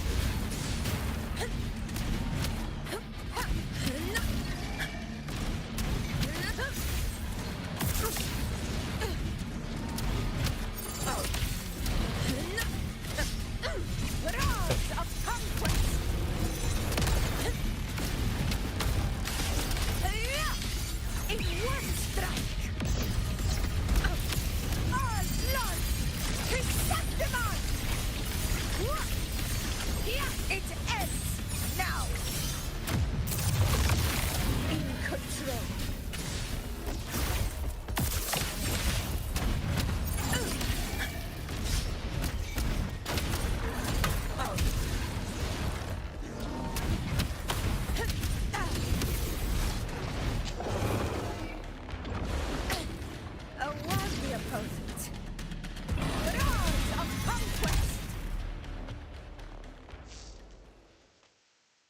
I'm not used to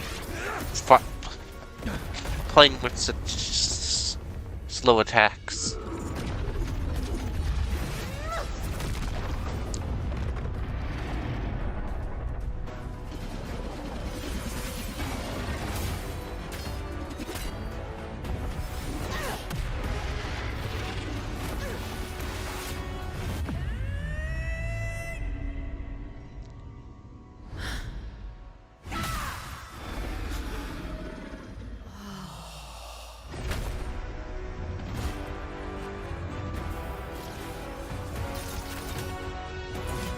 Everything is in place.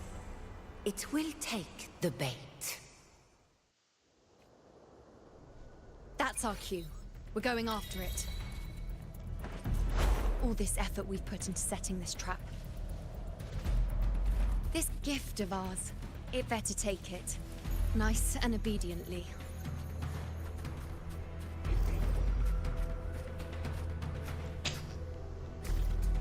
Over there.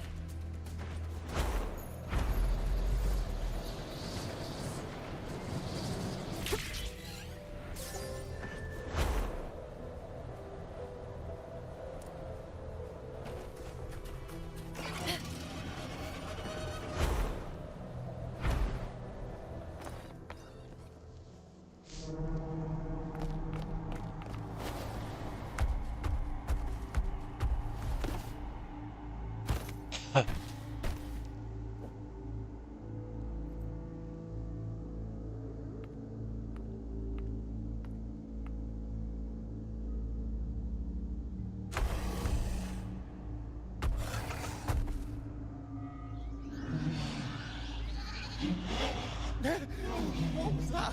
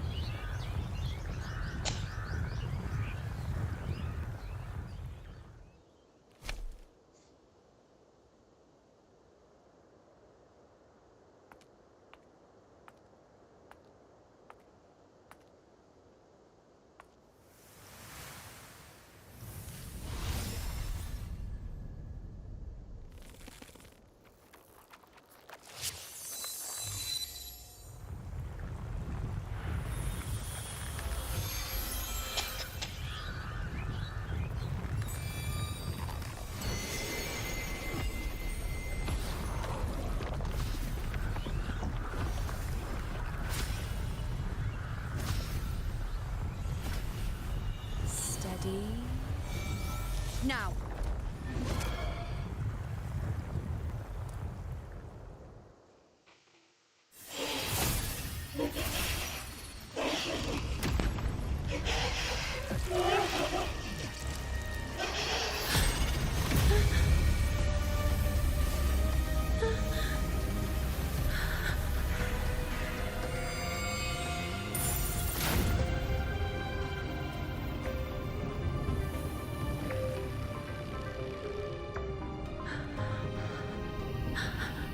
You know?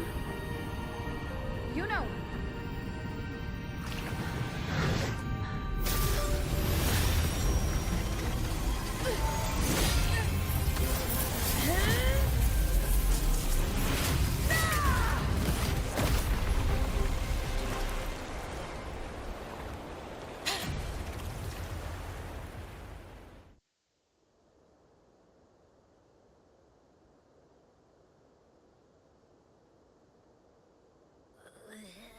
What was that about? And that black fog? It was all mushy. I couldn't even finish it.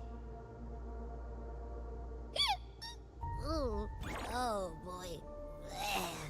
Did I take a huge bite out of that one? My head's gone all swishy.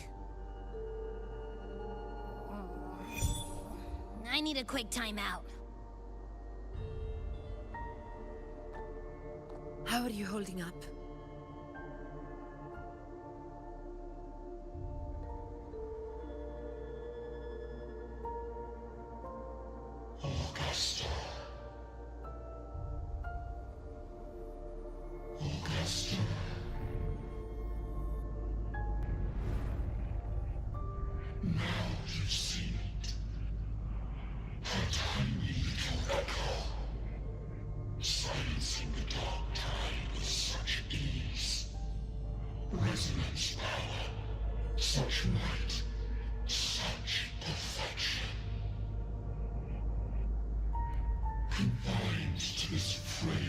human form, you will achieve nothing. You nearly lost everything, as you once did. Augusta, do not resist the gift of divinity. Follow our guidance. Return to Lannister. To your home. Augusta.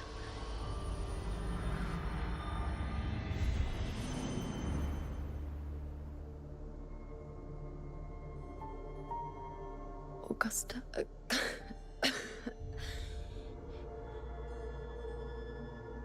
If, and I say, if Septimon's fate has already been decided,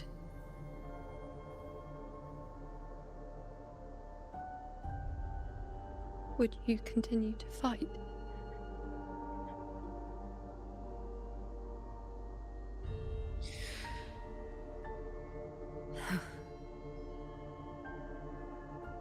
A ruler assumes their place by accomplishing the impossible for their subjects.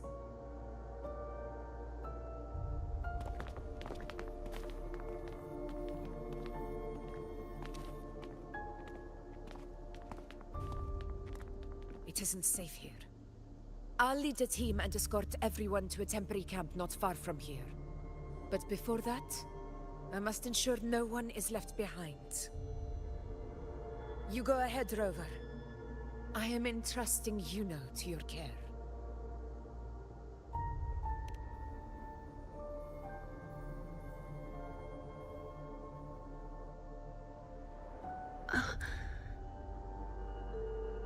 How are you feeling? Do you want to rest a bit? I appreciate your concern, but I'm not as fragile as you think. This road is nothing I can't handle.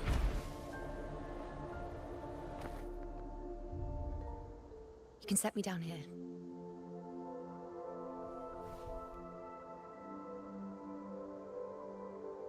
Come on. Don't give me that concerned look of yours. It's nothing to worry about.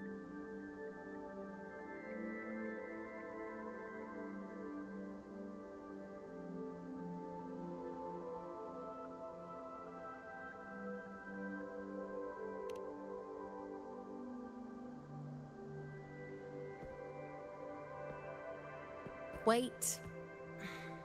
You have questions. Don't pretend you don't. Well, spit it out. It's only a minor injury. I can manage.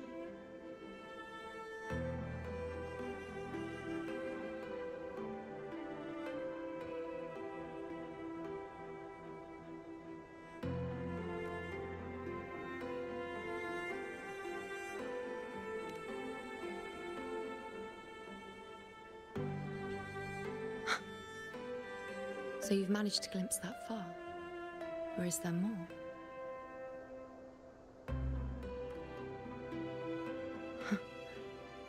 Just how many more surprises do you have for me? But I suppose only you could manage something like that. Grandmother Lilibet, the head priestess you met at the temple, once spoke of the unknowable void that is your fate.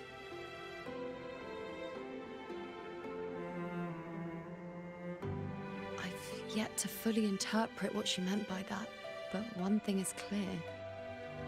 You are the most unique among us all.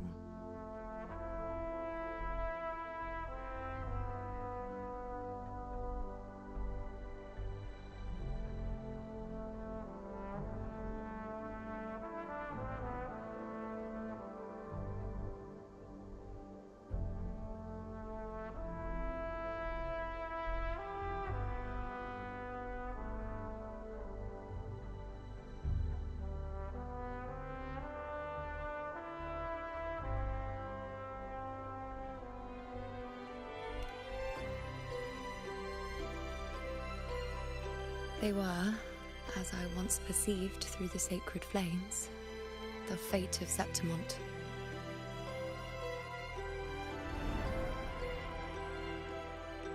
Just as you saw, the dark tide will bring destruction to Septimont and the death of Augusta.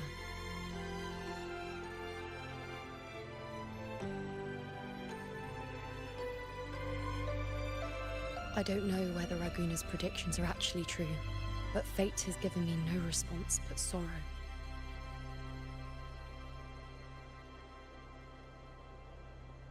Though I would deny it to the end, as it is now, I cannot ignore it any longer. The dark tide is a force to be reckoned with. Its terror lies not in the illusions it shows or the lies it spins. Rather, it uncovers the parts of us we hide the most carefully, the parts of ourselves we least wish to face.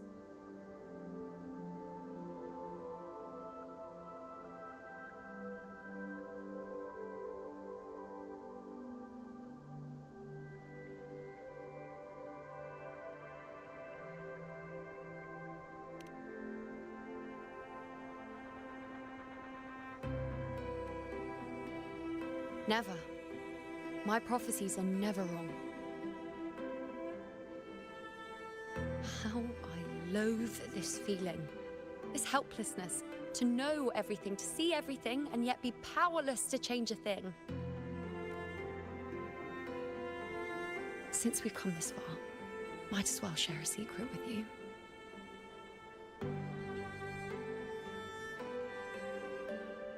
The you see before you can no longer see the threads of fate. I gave up my ability to peer into fate in exchange for the resonance power to resist the dark tide. Why? Because I refused to be fate's obedient puppet, bowing to its whims and letting it dictate my every step. But in the end, despite all the sacrifice, we still couldn't escape its grasp.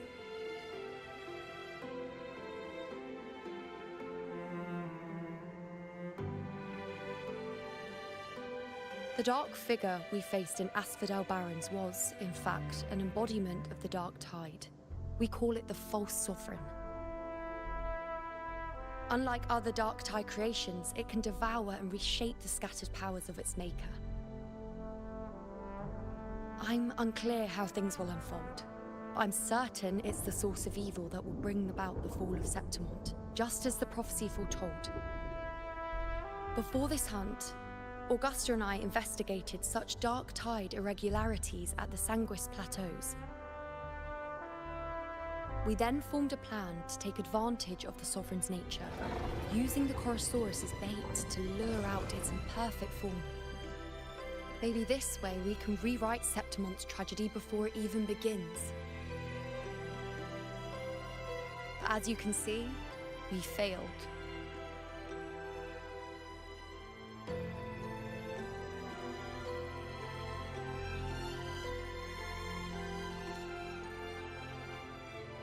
I do not know. Fate doesn't lie.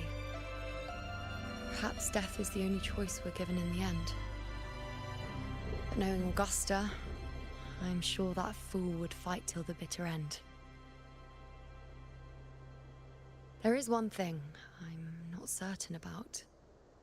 For reasons I can't explain, the fate shown to me by the dark tide feels different from what I remember.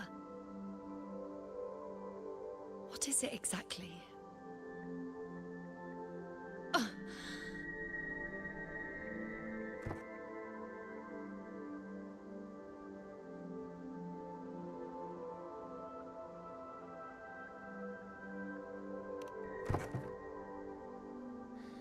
A side effect of my resonance power. The dark tide doesn't exactly show up in a stable form. My powers manifest its creations in exchange for a teensy piece of my existence. That's the price to pay, I suppose.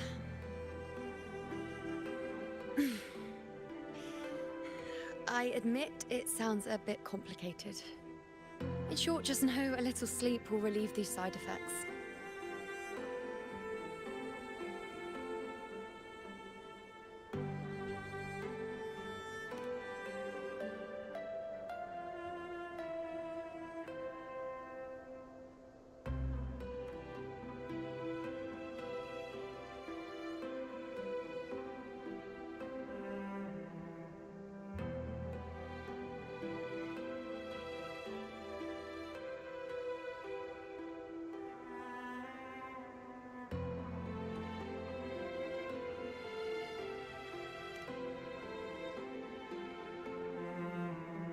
A fair point. Once I've recovered my strength, sorting out these questions will be as simple as a flick of a finger.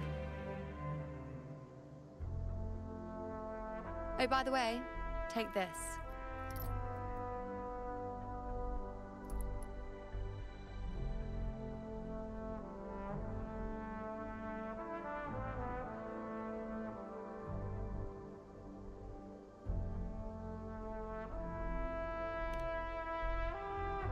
A Lunarum bracelet containing a small portion of my resonance power.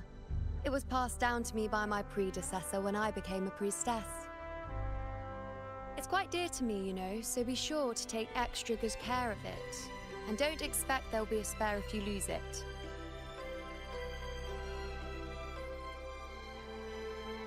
Rely on it in my absence. Who knows? It may even help fill in for me and help you and Augusta in my place.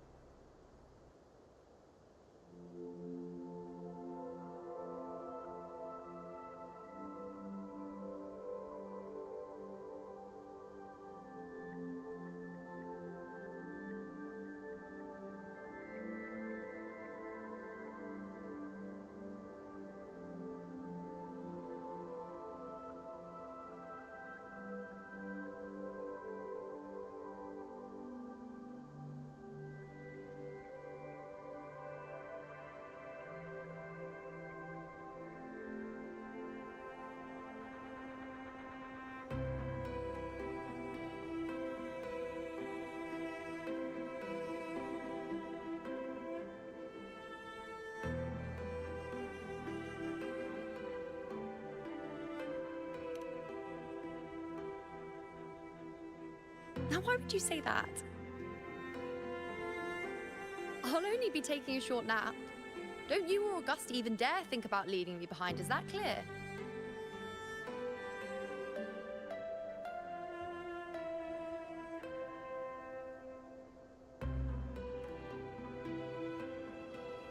I should see how things are with Augusta now.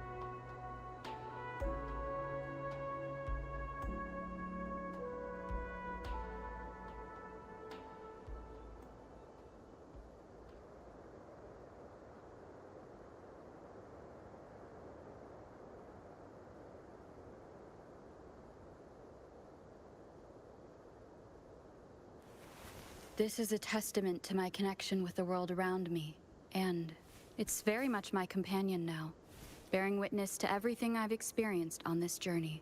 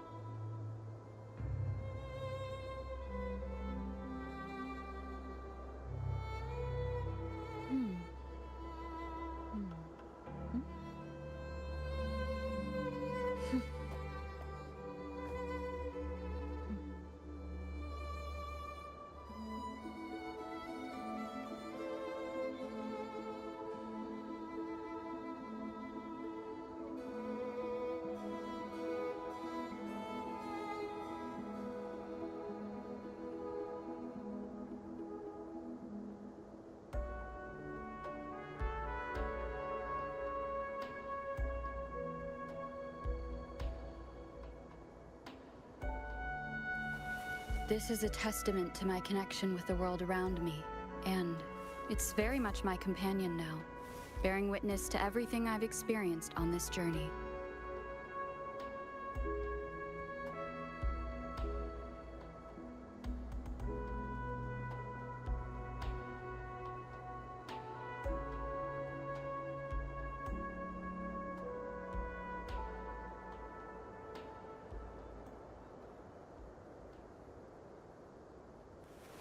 This is a testament to my connection with the world around me, and it's very much my companion now, bearing witness to everything I've experienced on this journey.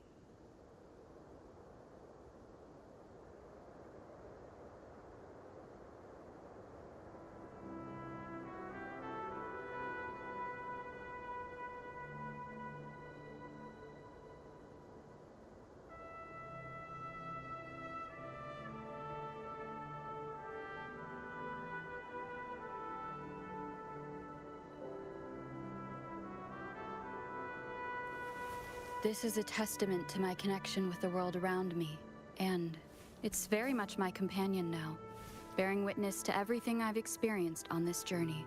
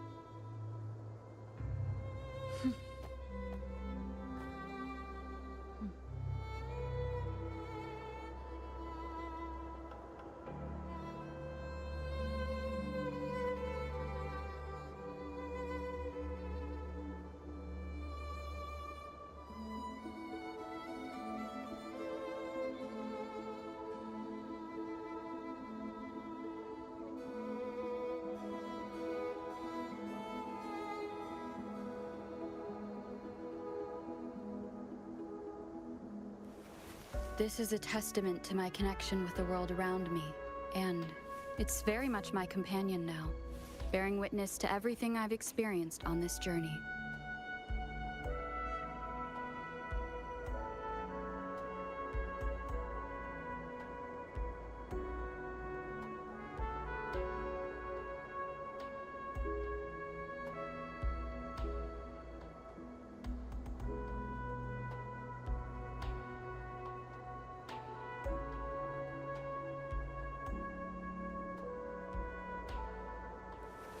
This is a testament to my connection with the world around me, and it's very much my companion now, bearing witness to everything I've experienced on this journey.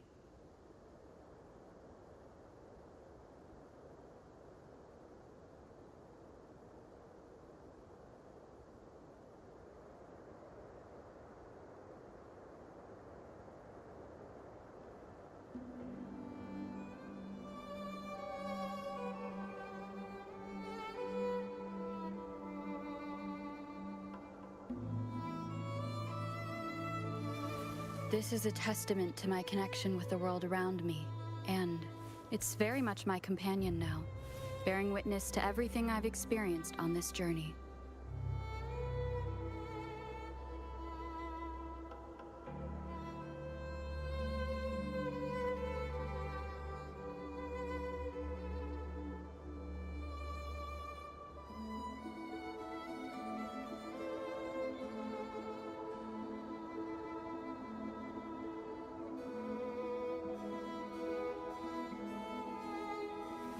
This is a testament to my connection with the world around me, and it's very much my companion now, bearing witness to everything I've experienced on this journey.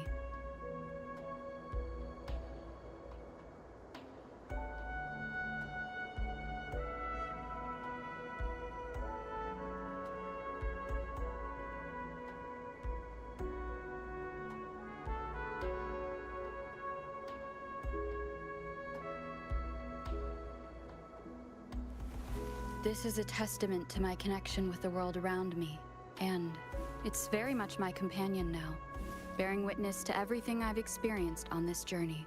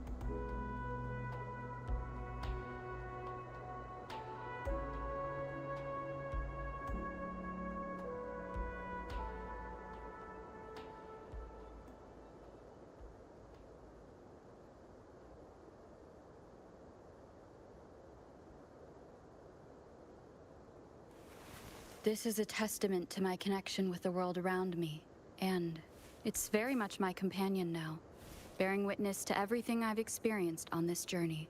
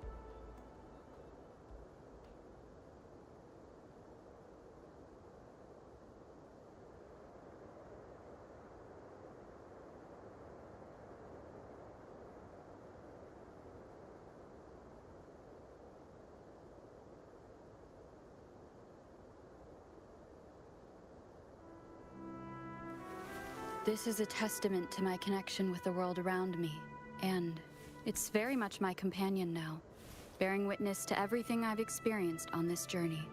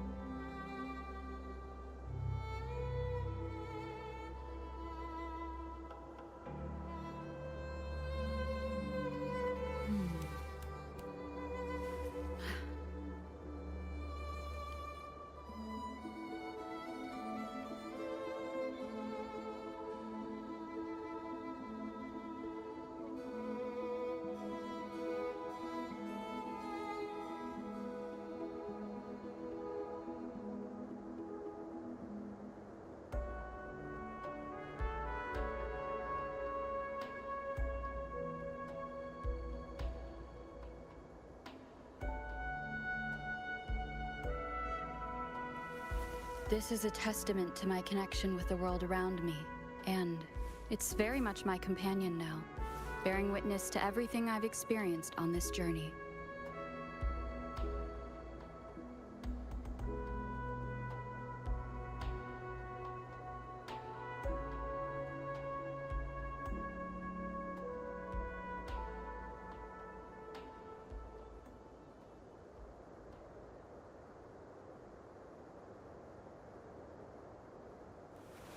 This is a testament to my connection with the world around me, and it's very much my companion now, bearing witness to everything I've experienced on this journey.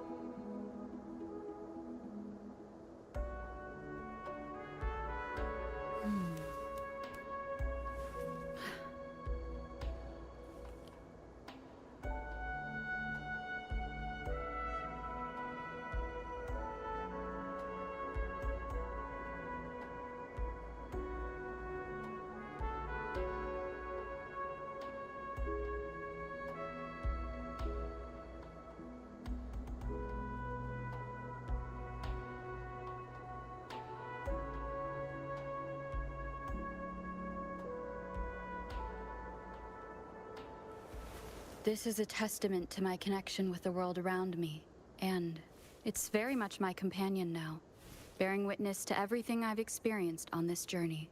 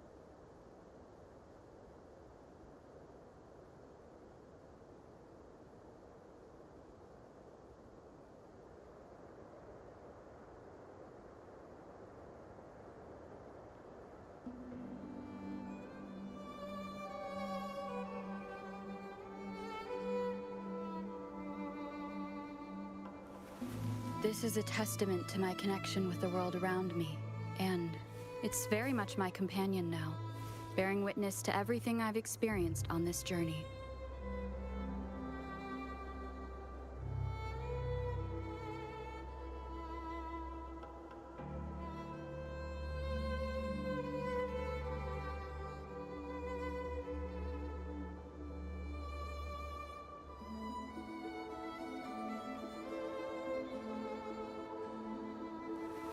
This is a testament to my connection with the world around me, and it's very much my companion now, bearing witness to everything I've experienced on this journey.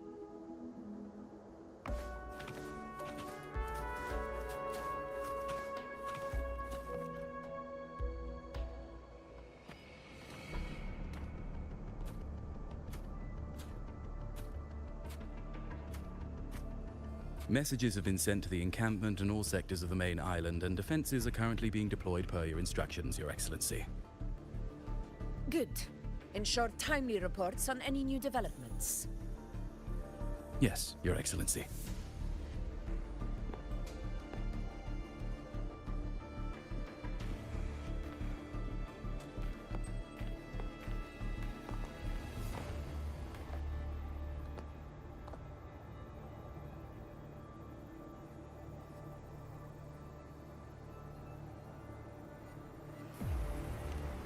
I've made arrangements for the war effort.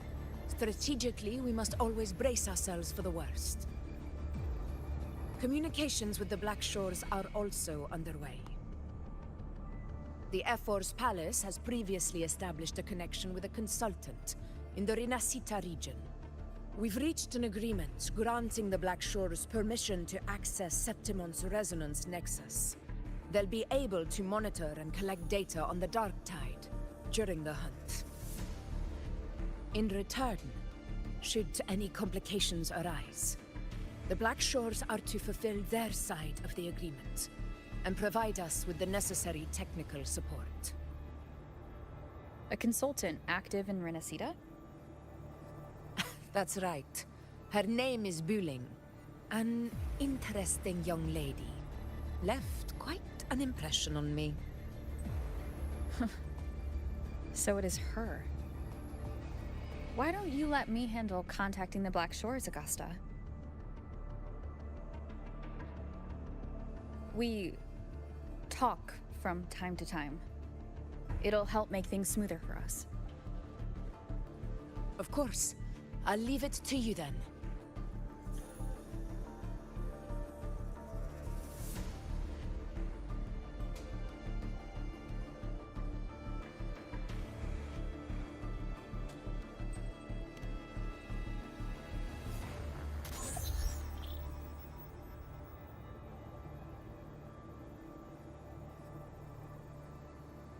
Alright, I think I got the whole picture now. Ugh, Rover, how do you keep ending up in messes like this? This is one tough cookie, alright. You mean... Let me tell you, the latest data we got from the Resonance Nexus isn't so pretty. Something's really off with the Dark Tide in that Sanguis place. I don't remember it being this crazy before. Normally, the Dark Tide getting all freaky during high tide is whatever, right? But now, I don't know what happened, cause it's turning into a person. So listen up. I'll give you Tethys' rundown. That humanoid thing, that Sovereign, is gobbling up frequencies like a maniac. It's eating anything with energy, Dark Tide stuff, tacit discords, echoes, you name it. Might even be saving other things for dessert. Basically, the Sovereign isn't gonna attack Septimon or Raguna anytime soon. It's too busy getting fat first. Once it's stuffed full of energy, it'll try and smash the Earthwind Wedge in one go. With the Earthrender gone, poof, all that Dark Tide under the hunting grounds will explode like a pimple. When that happens, it's game over for Renacita. Even if you have 3 heads and 6 arms, it will be bye-bye.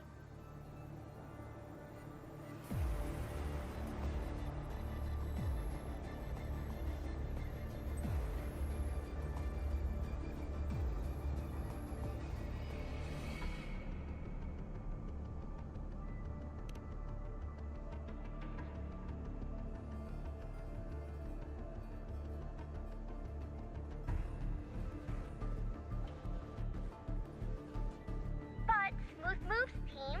Cutting through the clutter, I see what you're doing. This Corosaurus is just the bait to hook the big fish, isn't it? Your real plan is to stop the Sovereign before it fully forms. Nip it in the bud. Am I right, boss? You are right on the mark. Heaven and Earth are in harmony. That's my reading, so your plan shouldn't have fallen apart like that. But then again, smooth sailing isn't always a good thing either. Too much harmony invites trouble. Tethys did pick up a strange frequency midway through the hunt. Everything was fine until that frequency came out of nowhere, and then suddenly the Sovereign took form way ahead of schedule. Talk about flipping the table.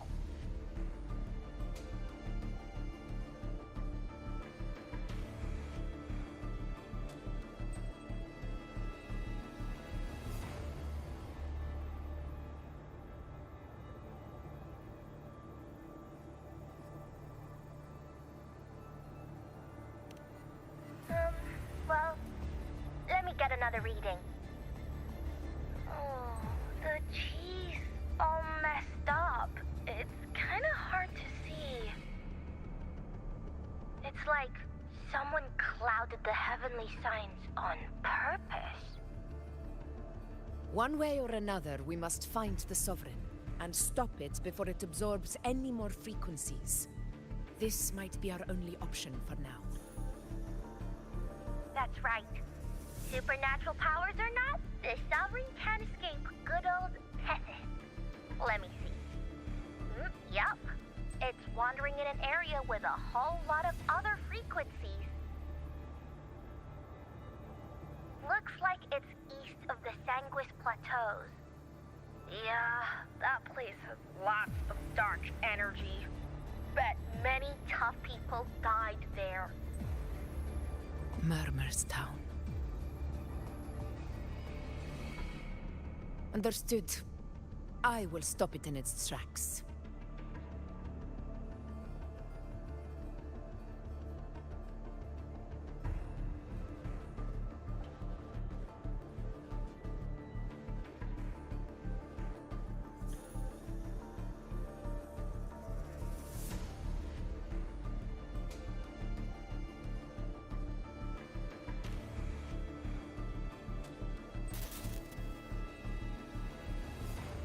Your Excellency.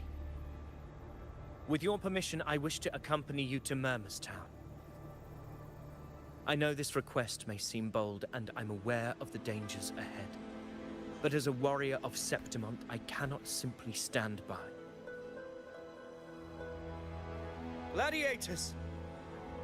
We are united as defenders of Septimont's honor. I do not claim the right to ask this of you. But in my heart, I believe everyone here has earned the glory we bear. Let our deeds today reflect that greatness. He's right. He's right. Septimont needs us. That's a good point. We have to fight. Yeah. Get up. Yeah. Go for it. Well said, young man. Gladiators of Septimont fear no challenge. When the storm approaches, can an eagle soaring in the skies remain content as a fledgling beneath another's wings? Your Excellency, we will follow you anywhere. Very well. You have sworn your allegiance to Septimont with your resolve. Your bravery is witnessed not only by me, but by the fallen heroes lying in Capitolini Hill. They take pride in your courage. If you wish to fight together, then so be it. I will afford your fervor its due respect. Come, take up your blades. For Septimont! For the name of heroes eternal! A wise choice, Augusta.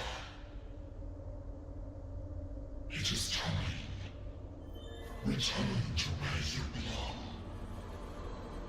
Fabiana has long awaited your homecoming.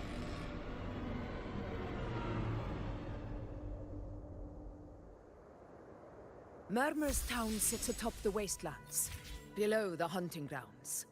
It has since become a forbidden territory, after the Dark Tide's corruption 16 years ago. Follow me. The Wingray can give us a lift. Avidius, ready the anchor stones. We must set up a defense line around Murmur's Town.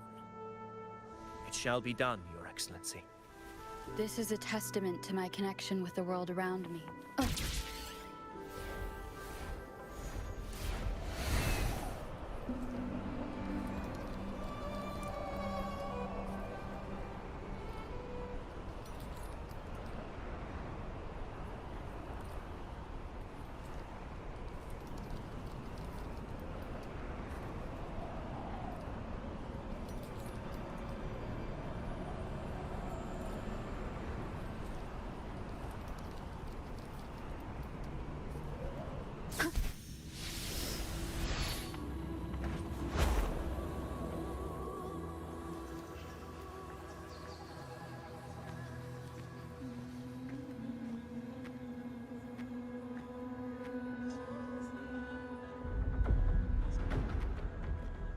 The wastelands. I never imagined that after 4 years I would return to this place under such circumstances. How did this place get like this?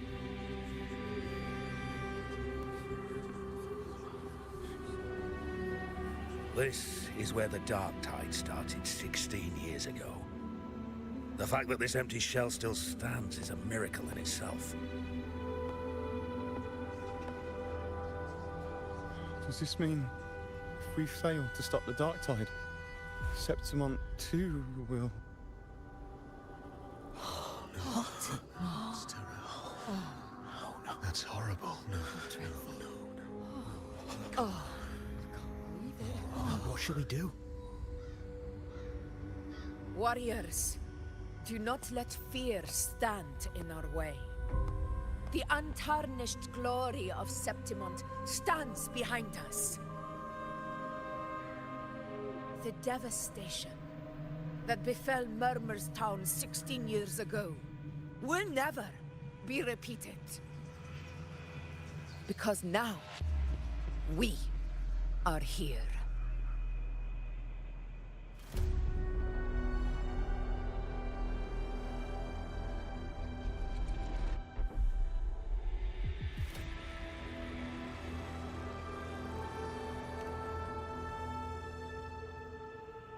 The Sovereign won't make things easy for us.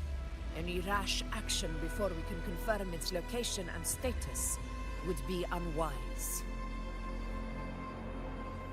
Your command is our duty, Your Excellency. We will deploy anchor stones around Murmurstown, and I'll personally see that the perimeter stays undisturbed.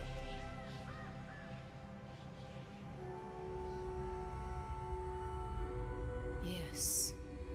This will trap Sovereign inside the town. Good. Proceed as planned, Avidius. Now then. It falls to us to track down the Sovereign's whereabouts, Rover. Time is short, so we'll need to split up.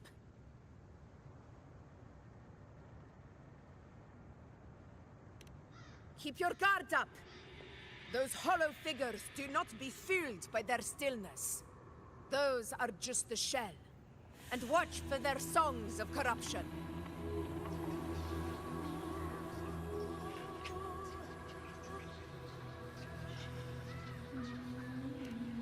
They were once our own. Brave gladiators, loyal citizens of Septimont. The Dark Tide not only twisted their minds, it also raised their corpses and turned them into mindless puppets. Not even death could set them free.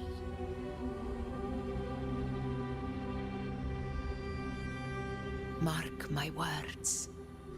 It will pay for this malevolence. You take the upper area, Rover. I'll take the lower one. If you spot any signs of the Sovereign, or run into trouble, let me know right away.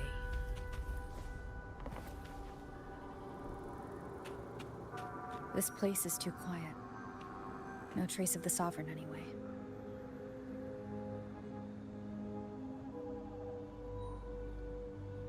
Hey, Wuling, can you help me track down the Sovereign?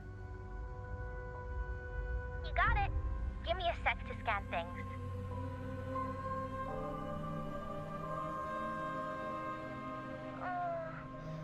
Sorry, boss. The frequencies around you are all over the place.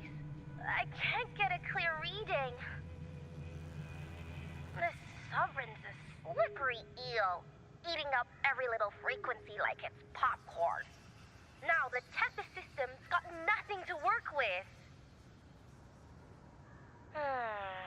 It's playing hide and seek with us on purpose. What trouble.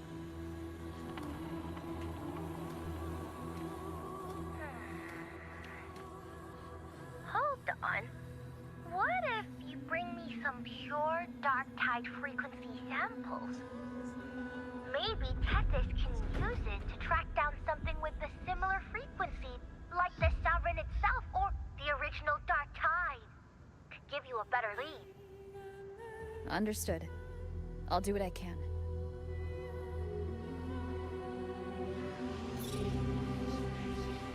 Abby?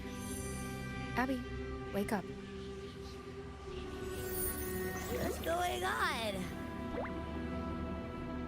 Ugh, I'm so sleepy. Ugh, the dark, spooky stuff I ate earlier is still gurgling in my belly. Sorry to hear that. But if my clever, brave, stylish, and sweet Abby could help me out, that'd be amazing. Aw, you're making me blush. Okay. Your best buddy Abby's on the job. Go on. So, that thing we tangled with before has gone into hiding around here. I need your help to sniff it out. Yeah, easy peasy. You know I have a good nose for searching.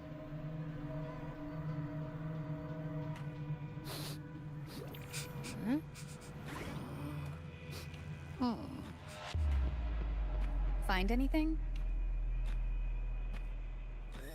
The whole place smells like a dumpster fire.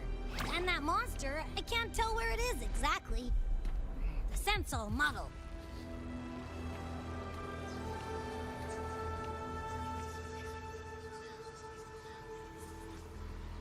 Look, there's something weird over there.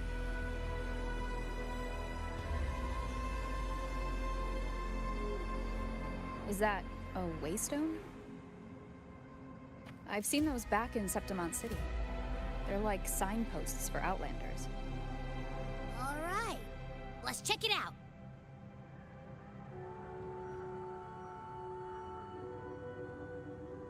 This the one? Yep, this is it. Its right arm is missing. Isn't it supposed to be pointing in that direction? I guess. It wouldn't be a waystone if it didn't show the way, right? Hey, something just flew by that way. It's that muddled scent again. Come on, we gotta catch it.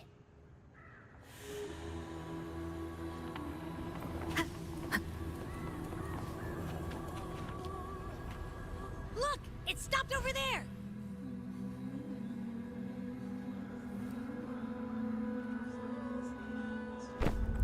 It's gone. Is it hiding among those strange statues over there? Wait, are they singing? They must be the hollow figures Augusta mentioned. And that song. No. I can't get any closer. Maybe I can split off the Dark Tide's influence.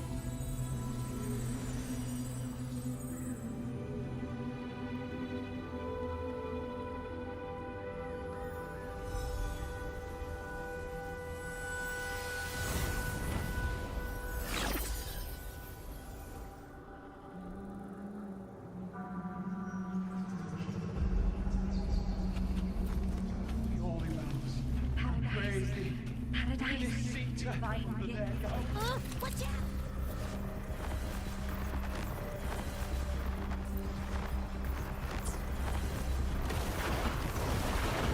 Hopefully this helps.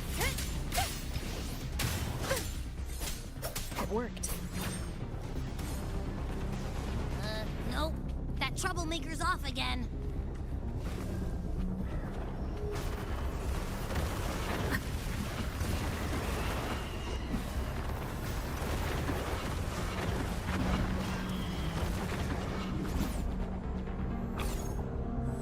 Now it's hiding inside a tacit discord?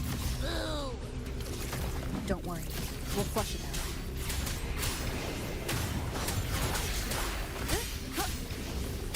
Tempest with flashes.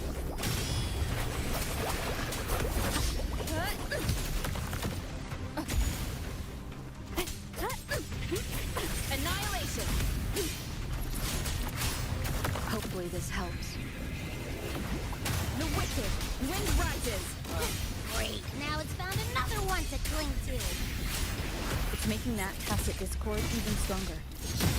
should handle the others first.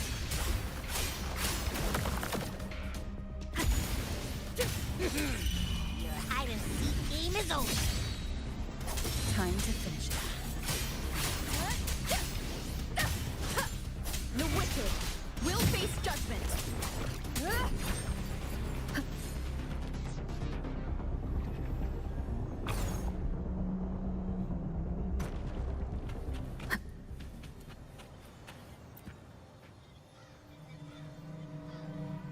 A piece of cloth. Looks like something from a gladiator's gear. But why here? This frequency is something else. Is it that same muddled scent you mentioned before? Well, it's got a bit of that smell, but the fabric's frequency is even stronger. It's not giving in. Kinda like a brave gladiator fighting a monster. I see. That waystone with the missing right arm had a sleeve that was torn. Why don't we take it to the statue? Maybe it will unlock the next clue.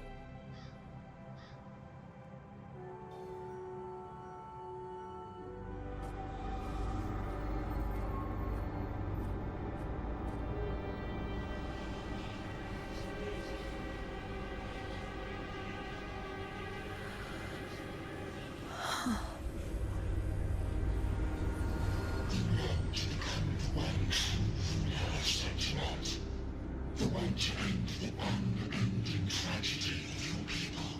Is that not your true desire?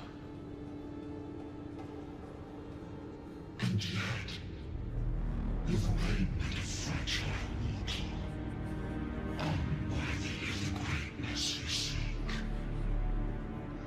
How can such a weak soul claim its place among the gods? Deny it not, sweet child. Your heart is bare to us.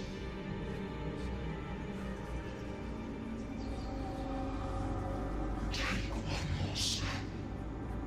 Grasp it. Feel it. Embrace it. Awaken this power through your forte, and shed the weakness of your pitiful shell.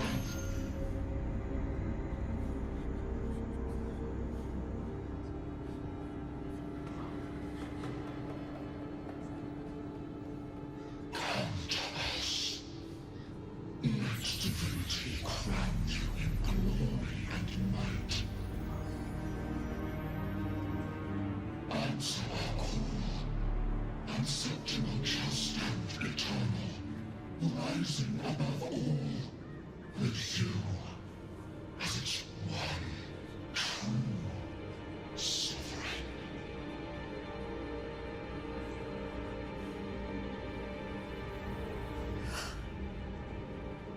Angel.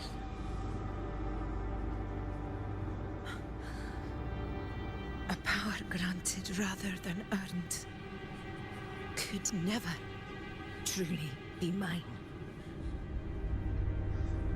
If this power strips me of my will, how can I be sure where my sword will strike?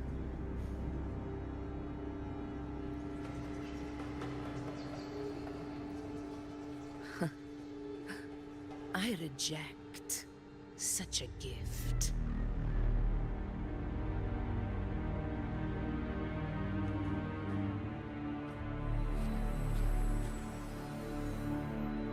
Augusta, I've got a lead. Location's on your terminal. I'll wait for you there. Copy. On my way.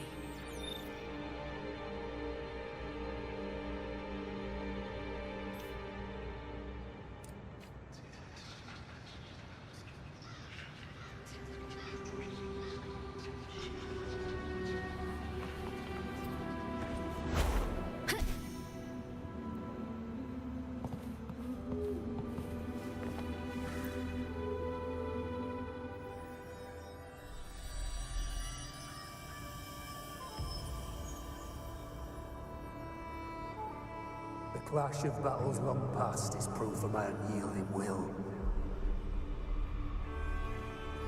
Travelers who have braved the path, press onward.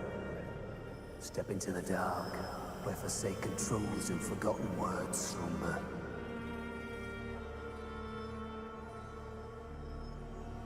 This is a Sonoro!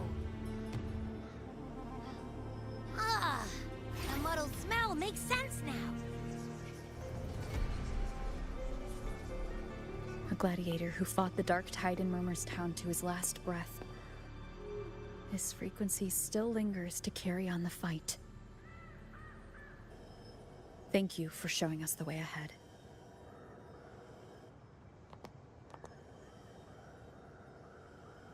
Augusta, over here.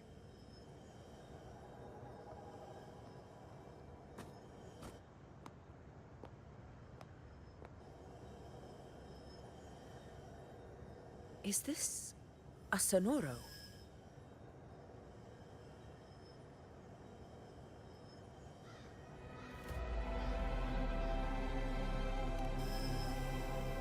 All right, time for Abby's rundown.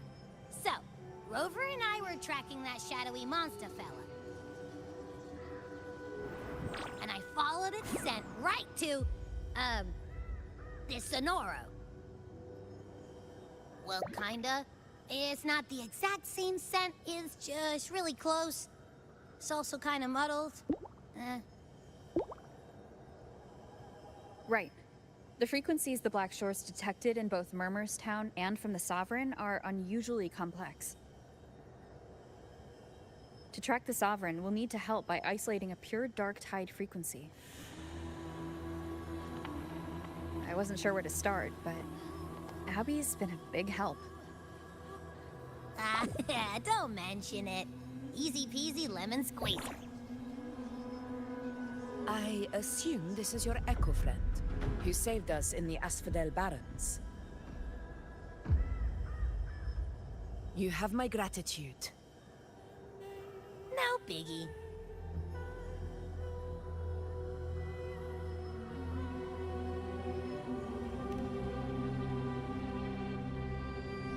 The level of power it showed is indeed questionable for an Echo. But I trust it, as much as I trust you. No need for explanations between allies. Did you hear that? Through me walk the path of glorious ascension.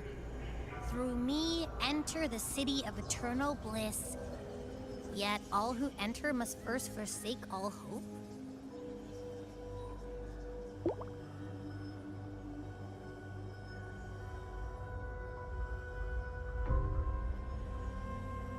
Sounds like a song.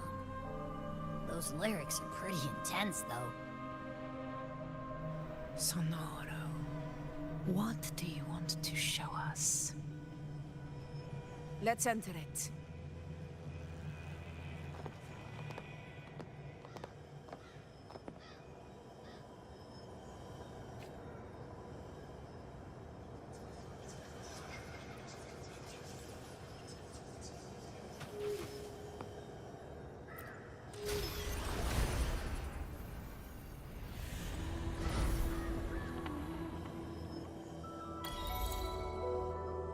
Are we still in Murmur? No.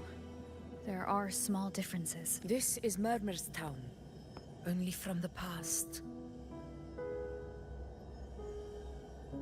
It was once called Fabianum, the town of gladiators, visited by Fabius, the hero of heroes. But the dark tide claimed it in the end, leaving behind a scar Septimont will never forget.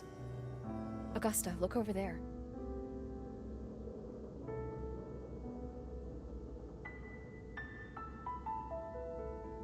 Are those lingering frequencies from... Let's follow them.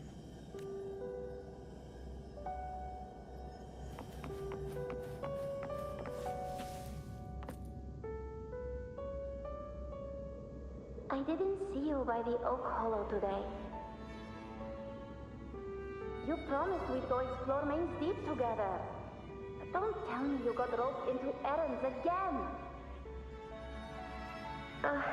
Sorry. Otto got hurt, and Uncle Philo shot on help at the shop, so I volunteered. But I lost track of time. All right. But isn't it odd how people always come asking you for help? We're children, after all. I don't know. Me neither. I guess it is high tide season. Uncle Philo must be busy at his forge. Even Ma and Pa are busy preparing for the hunt. If only we could find our way to Main's Deep. Maybe we'd hear the hero of heroes whispers and gain a mighty resonance, just like in Grandma Rosa's stories. If I were strong enough to join the hunt, maybe Ma and Pa wouldn't have to work themselves to the bone. You're strong to me, Angel. Sometimes I wish I could be as strong as you. I don't think I've ever had your gifts. Father always said, you swing a sword fine enough, but your resonance ability is average at best. Not gladiator material. Average? I don't believe that for a second. Come on, let me see your hand. Your tacet mark's there, right? Hey, why are you hesitating? Show me.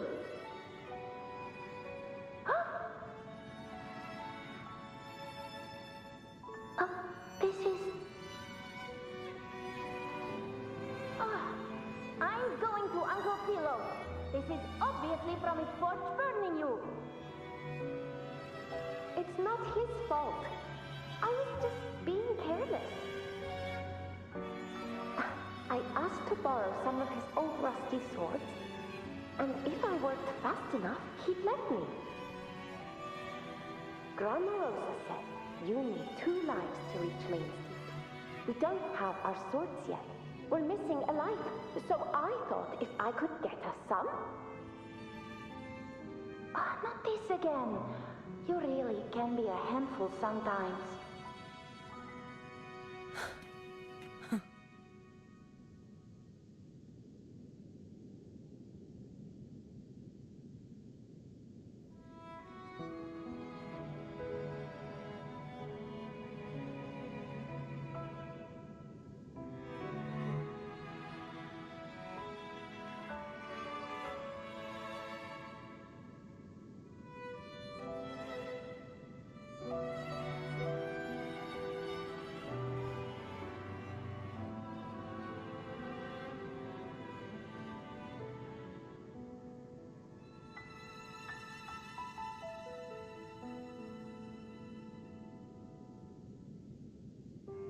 Yes, 16 years ago.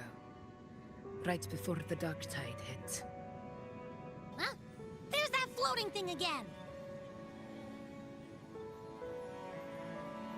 I think it's trying to lead the way for us this time.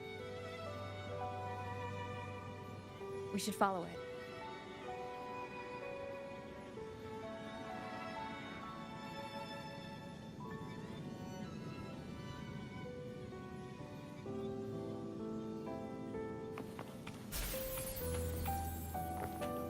Wind guide me.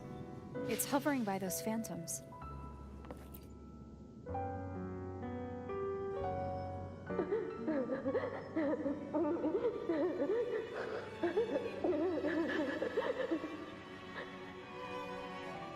There you are. I was looking everywhere for you.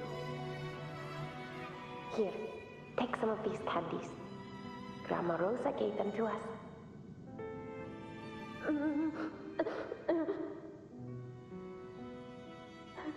Hey, do you think what Grandma Rosa said about Main's Deep is real?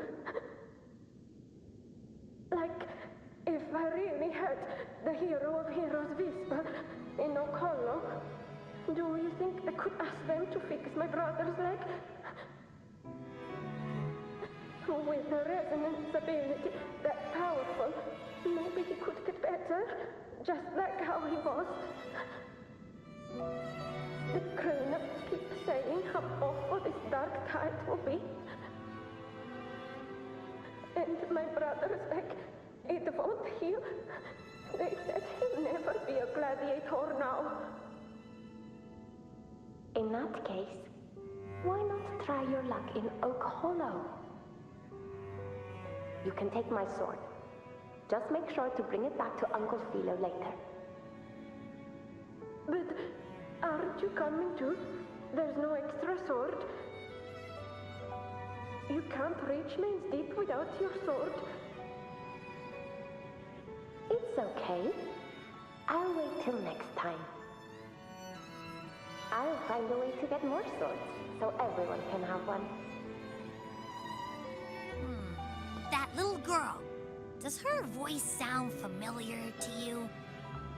I feel like I've heard it somewhere before.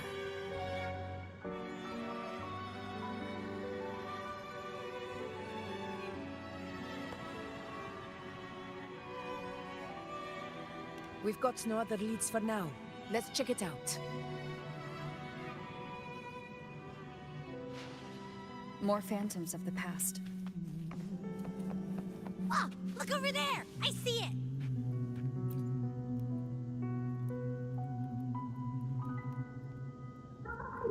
You are there! Oh, you wouldn't believe what happened.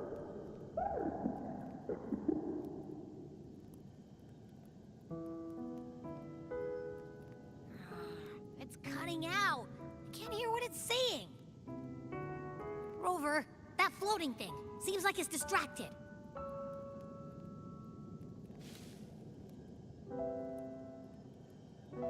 Something's messing with it, but I can't see what. Feels like, I don't know, like there's an invisible wall cutting us off. Another waystone. That can't be just a coincidence. It led us into the Sonoro. Maybe it can lead us out. You're saying we should use it to leave the Sonoro, and that whatever's messing with us might be coming from outside. Could be. It's worth trying.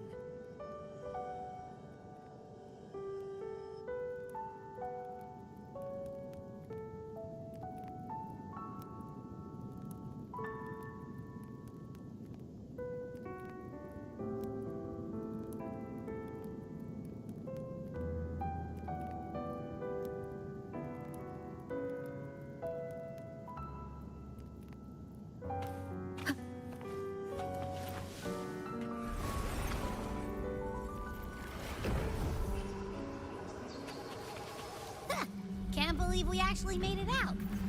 More hollow figures. So it really was them. Don't worry. Leave them to me.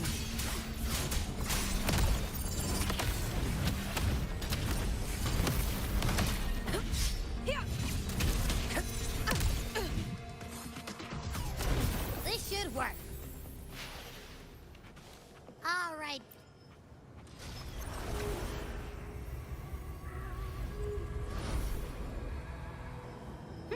Seems like our little flutterbug has finally calmed down. Oh, I wish you were there, Angel. Oh, you wouldn't believe what happened.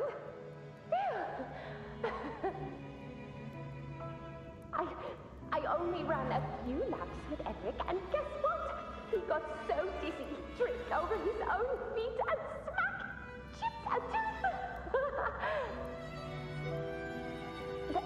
Hold still. I'm trying to get the salve on. Look at you. Black and blue and still grinning like a goat. All right, out with it. What do you do to that thick-skulled Enric this time, huh? You're hurt pretty bad. Guess that means no Oak Hollow then. Not that it matters. I bet there's still nothing there but moss and mud.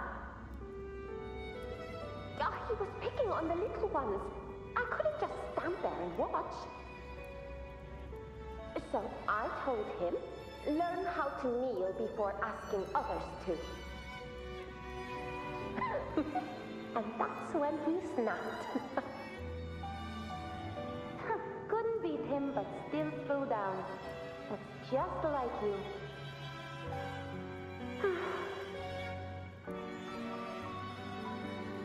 By the way, I heard things aren't going too well at the Hunter's Den. Ma and Pa haven't come home in days, and the whole town is holding its breath. We ought to return those swords to Uncle Philo, too. Anyway, Main's Deep will have to wait a bit longer. It's okay. We'll go after the high tide passes. Really? Thought you'd be storming around about it. What if the whispers are real? And the great resonance ability too? Maybe that's how we end up heroes of heroes, both of us. A hero of heroes. That's still what you want, isn't it? It is.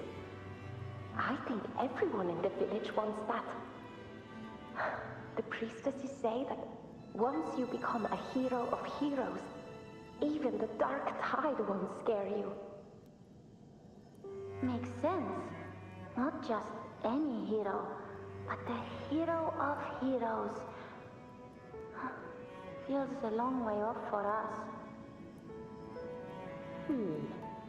But maybe it also means making people smile. If the dark tide disappeared, everyone would be happy, right? That sounds so easy to be true. But if that's all it takes, you've done it already, Augusta. But skip Emmerich. Making a louse like him grin shouldn't count.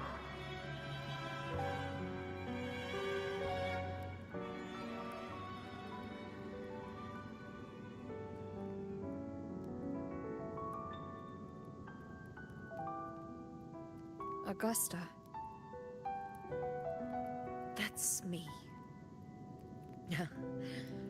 I guess there's no denying it now.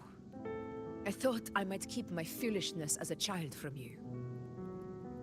So Murmurstown, Fabianum, is your hometown? Yes. It's been a long time. I never imagined I'd see my past like this.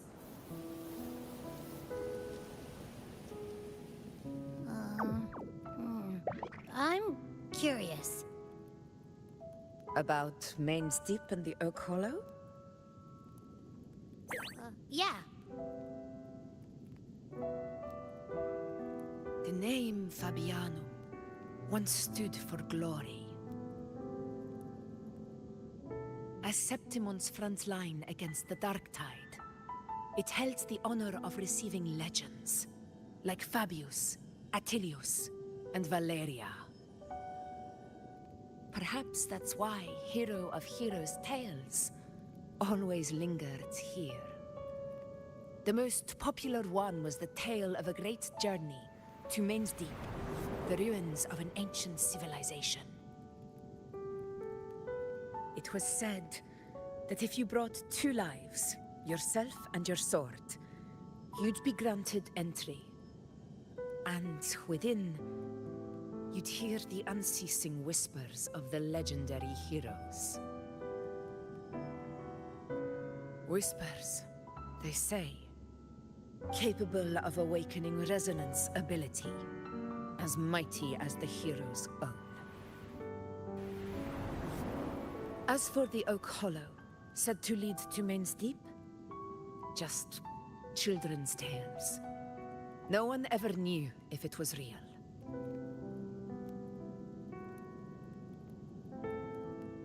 But Fabianum never found its hero of heroes. Ever since then, the name was lost, replaced by Murmurstown. A scar that Septimont refuses to face. The whole town held out until the very end. Yet no aid ever came from the city of Septimont. Later, I heard from the senior gladiators that on the very morning Fabianum fell, most of the Senate lords were still sound asleep in their warm beds. It wasn't the dark tide that doomed my hometown, but those in power who were blinded by greed and failed to act.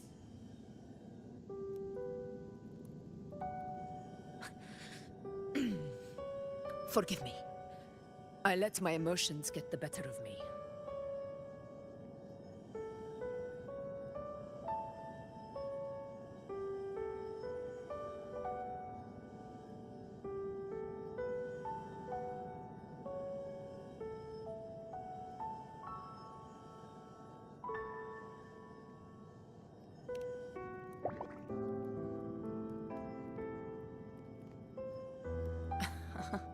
I see.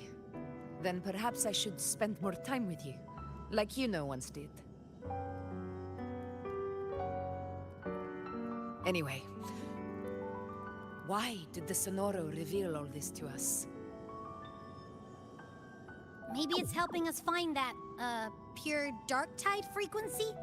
The scent does feel clearer now, less muddled. Or maybe it meant to show us something more.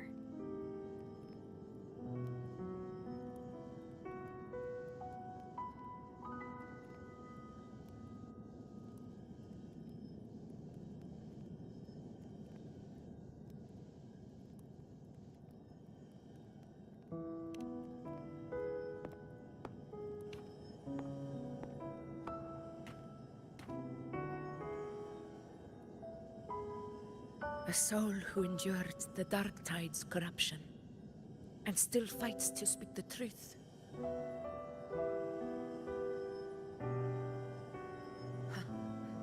His spirit deserves to be remembered. I will go to witness that truth with my own eyes.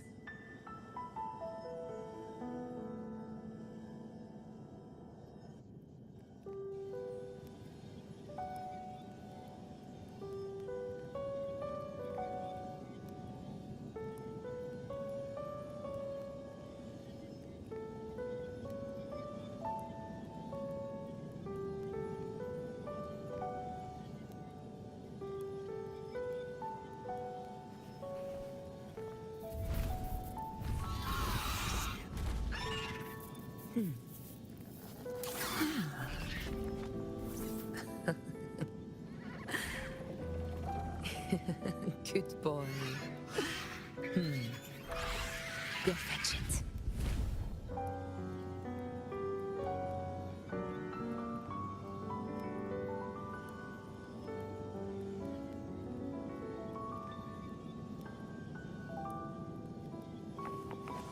Those phantoms up ahead. Looks like they've lost control.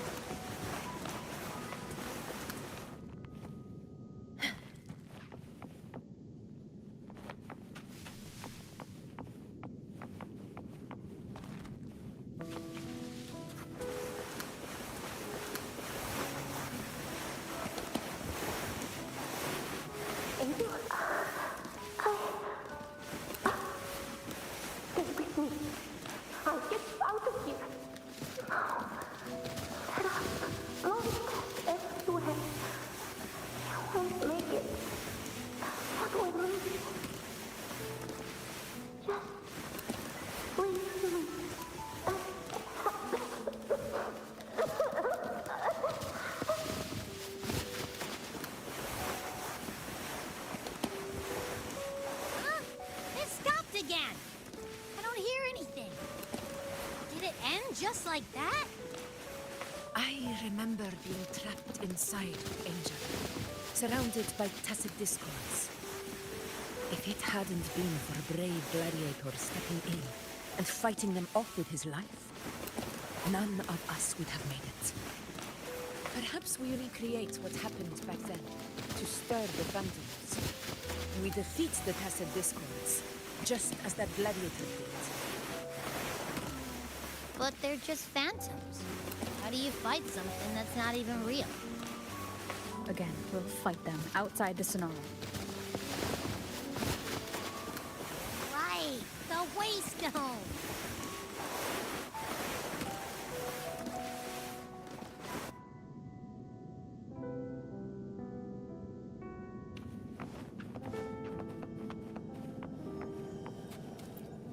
Honor cannot be summoned. Tacit Discords! Over there! Time to work.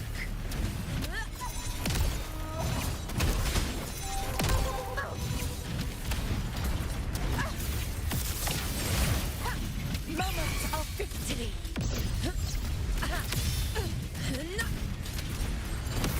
All blood! Receptimon! One strike is enough! Let's return to the Sonara. It's likely something new to see there.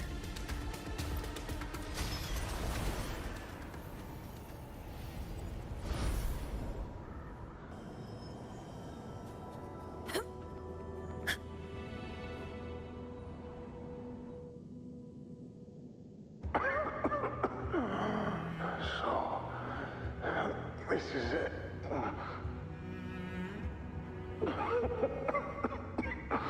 At least, I'm not on my knees.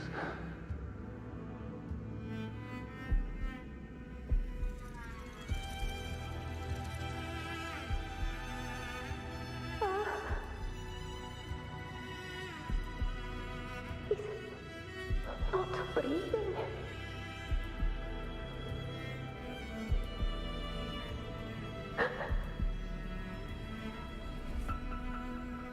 Thank you.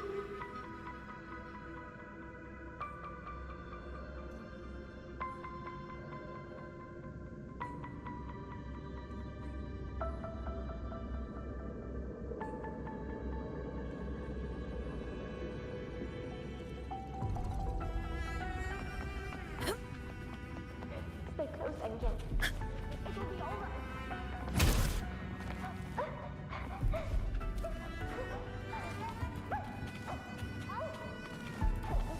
It's over by the alley.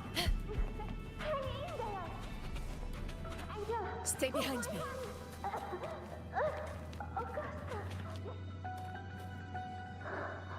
Augusta, are you going to face it alone? No, don't. Just come with me. I promised I'd get you out of here. No! Augusta! Augusta!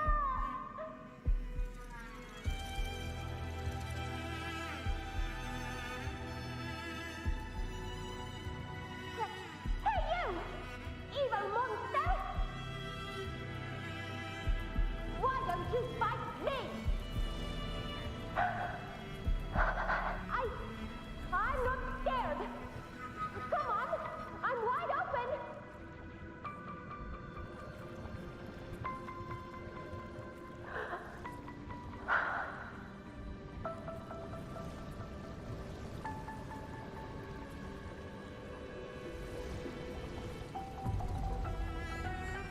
Don't look away. I'm not someone you can ignore. No! Not there! Look at me! I said, look at me! Angel! Angel! The dark tide answers only to strength. Those without it are doomed to be forsaken. Augusta, my brave yet fragile child, your strength is far too feeble, unfit to sate the hunger of the dark tide.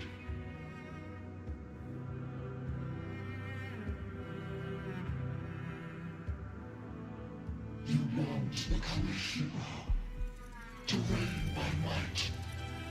But tell me, can the throne of glory be claimed by one so weak?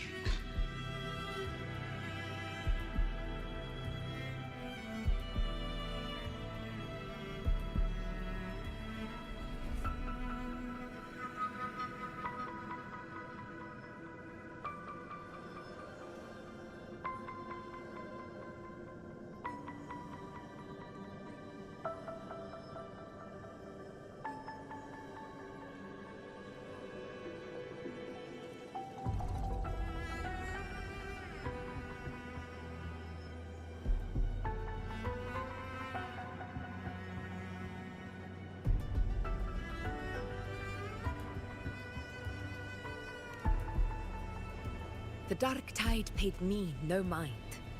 Its target was always Angel. And the whispers, they were real, but not as the legends promised. What I heard were words of cruelty. None of it matters now. Those things belong to the past. I was a reckless child, a hatchling, flailing with a sword I could barely hold.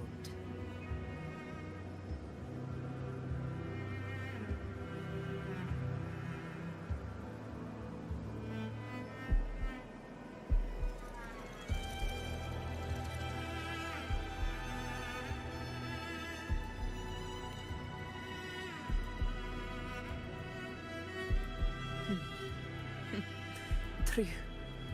Though back then, I didn't really have a choice. This is Septimont, a place where ideals bow to strength. As a child, I had no desire for power. But in the city of Septimont, if I wished to rise beyond my origin and silence arrogance dressed in fame and fortune, I had no other path.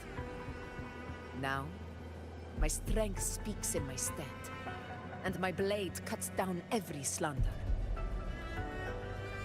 All but prejudice. I know well what those parasites in the Senate are plotting. Draped in the Temple's name, they manipulate public opinion to secure themselves a place on Capitolini Hill. But their absurd schemes betray only fear. Too afraid to face me, they skulk in the shadows, hoping empty prophecies might bring me to my knees.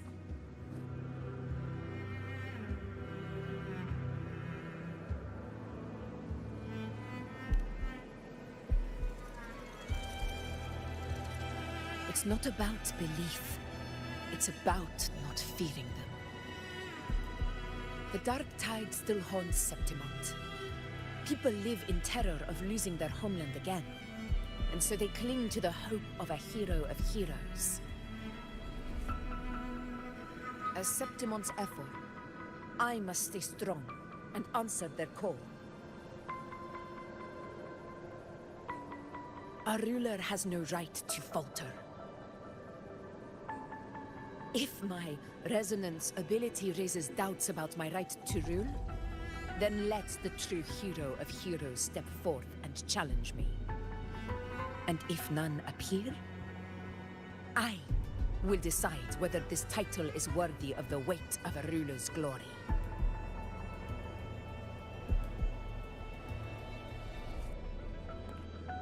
One of the prophecies speaks of a hero of heroes, wielding extraordinary power, rising from the dark tides. As I see it, you, Rover, fit that image well. Should it be you? I would gladly accept your challenge. A person of immense strength is either a nemesis or a kindred spirit, both of which are intriguing to me and my blade.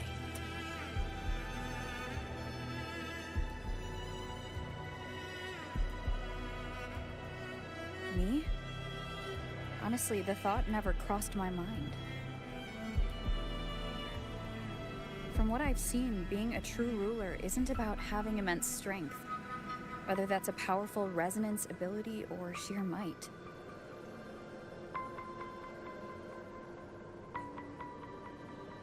I've met people from Huanglong to Renacida who live with real integrity. Their skills and backgrounds were all different, and none of them were perfect. But what defines them isn't strength or anything that can be measured. It's the spirit they were born with. Resilient, unyielding. That can't be stolen. Believe me, Augusta. I see that same spirit in you. I see. Yuno once said something similar to me.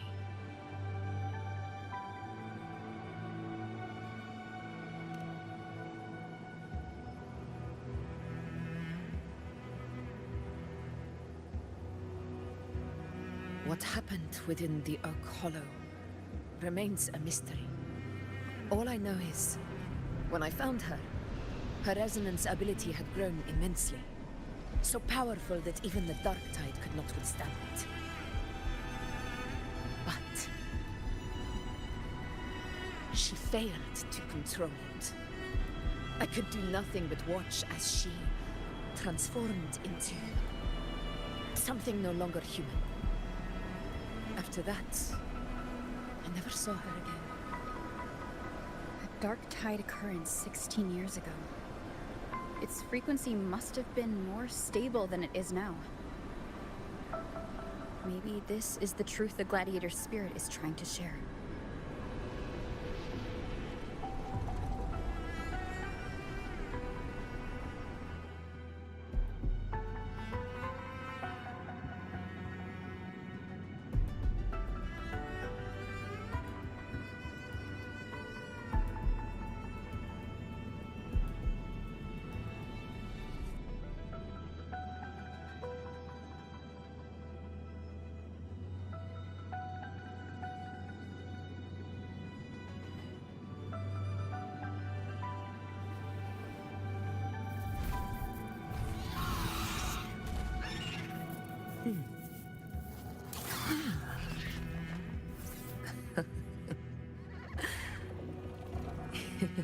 Good boy.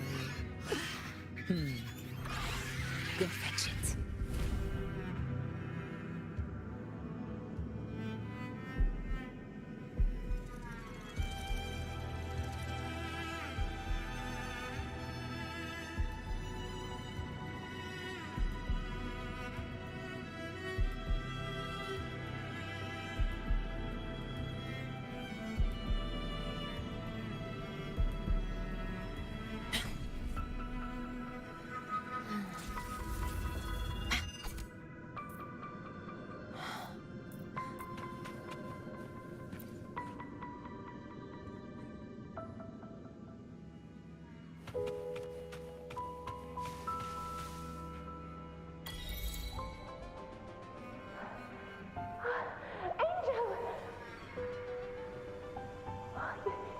You've defeated the Dark Tide. That's incredible. And your wounds, they're gone. Thank goodness. Did the Whispers give you their power?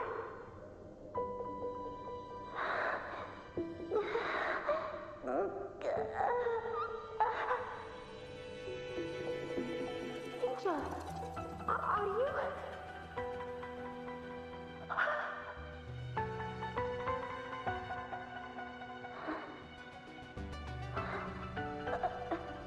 Run.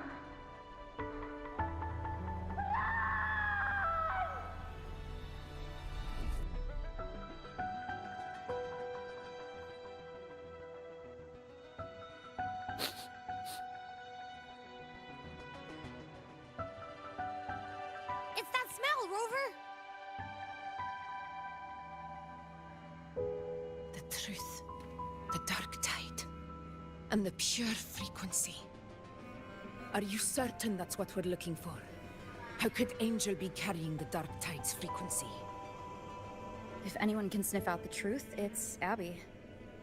But just to be sure, I'll send the data to Buling once we're out of here. The Black Shores will give us an answer.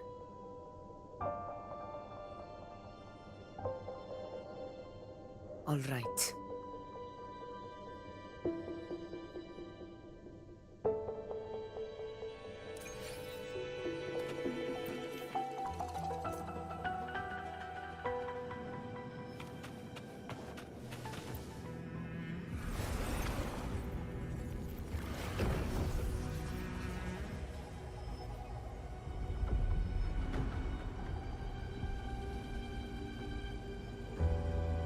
It's all done, boss. Tethys ran the data through a couple filters, and we've zeroed in on one spot in the hunting grounds.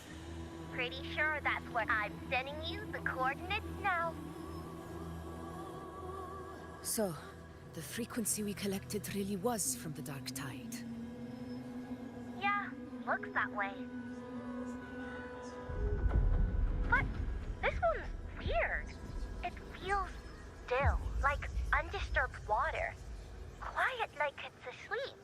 Basically, nothing is disturbing it. If I had to describe it, I'd say it's like a reverberation left behind when the dark tide slams headfirst into someone's forte.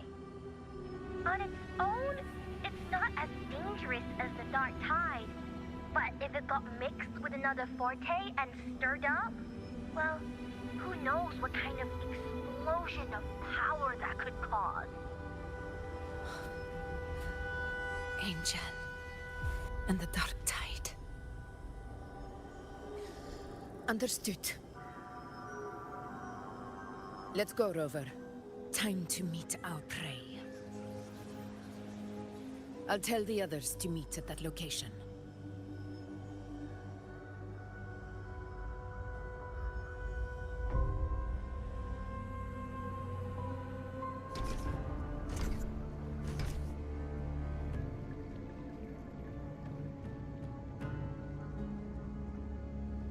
Please hurry, everyone.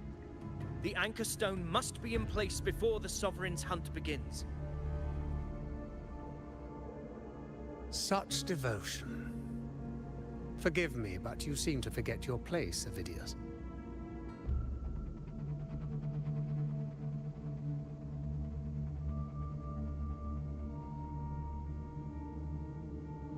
Is that so? Perhaps you'd like to remind me, my lord. You must be aware of your rather underwhelming performance during the Tyrannos hunt. The Senate's patience is not boundless. It's reserved for those who deserve it. Unless you can present a triumph to match your exploits in Main's Deep, we'll have no choice but to reconsider your candidacy as Septimont's next ruler. Wake up, Avidius. Isn't Murmustown the very place where your glory began? That, Avidius, is your true arena. Yet here you are, entangled in Augusta's petty concerns, when you could be seizing something far greater. How very amusing, Lord Falco. You seek a ruler strong enough to lead, yet pliable enough to be led. You'd have better luck finding a needle in the sea. Were I in your position, I'd keep my mouth shut. If Septimont falls, so will your ambitions.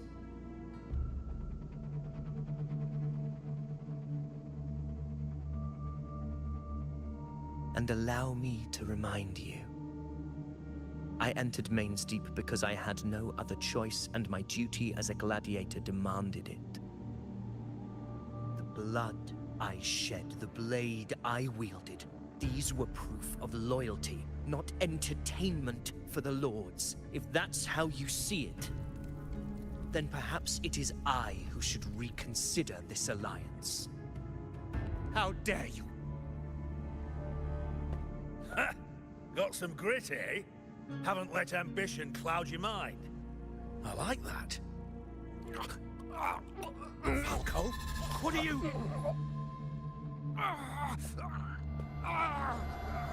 Watch out!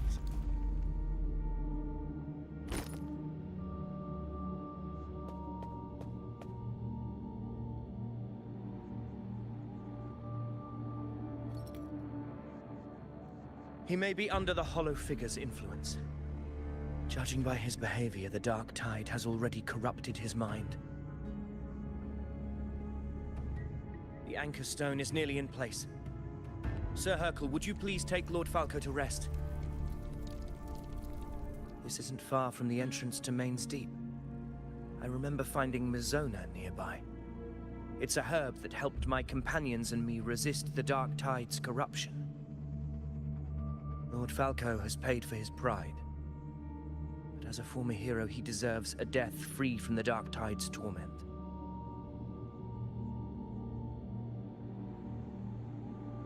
I will do what I can to help.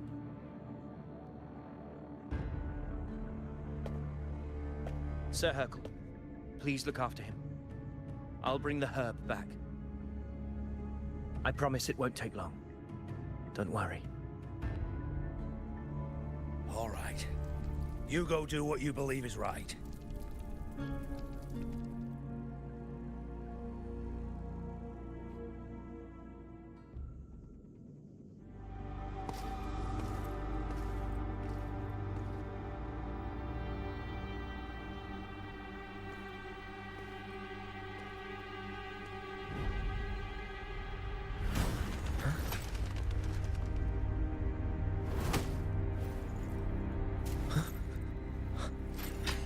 How could it be? No. It must be the Dark Tide's illusion.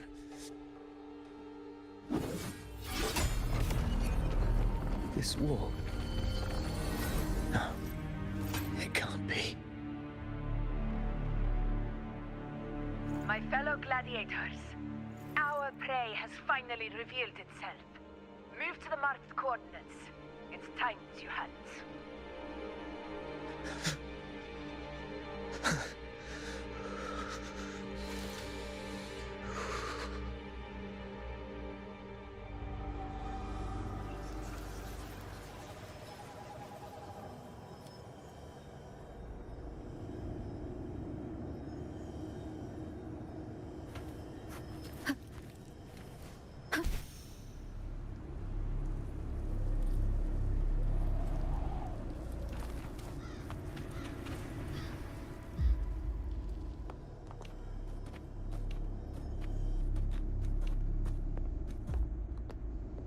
This is the place! The smell's getting stronger!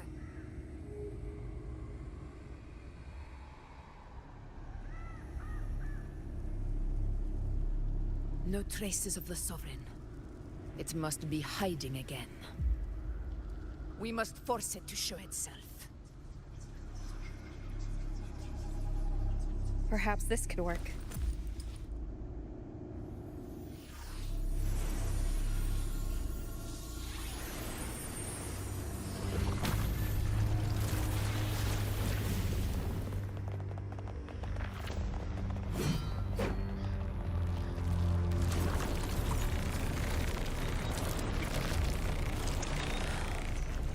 Over there.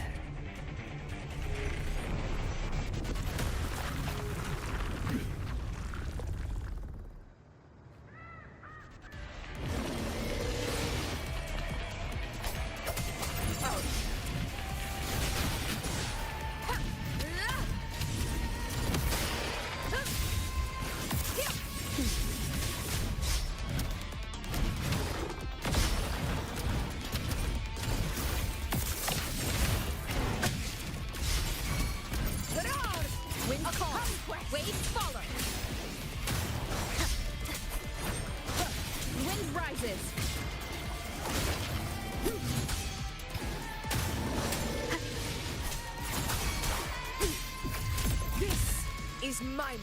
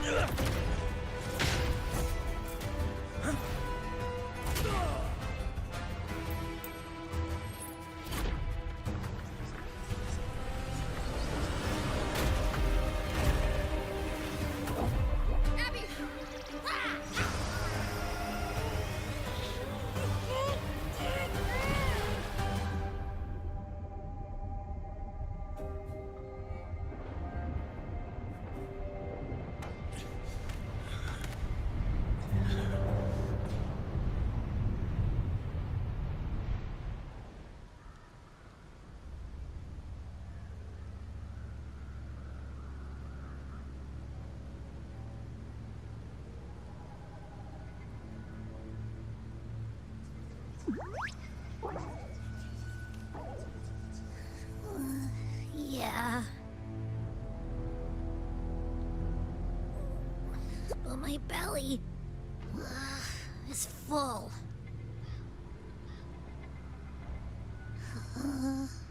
I'm so tired.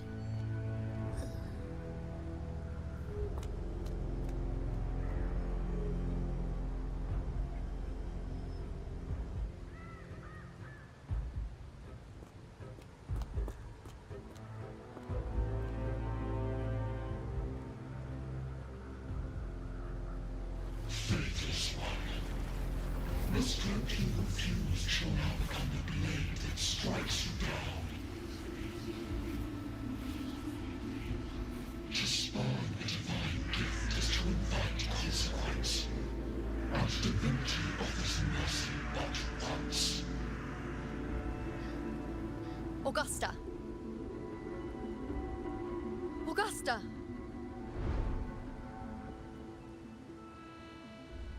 You know,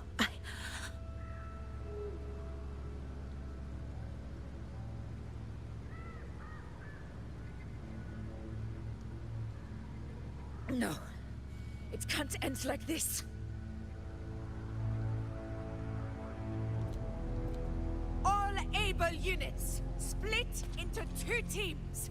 One will escort the wounded back to base, while the other prepares supplies and maintains position.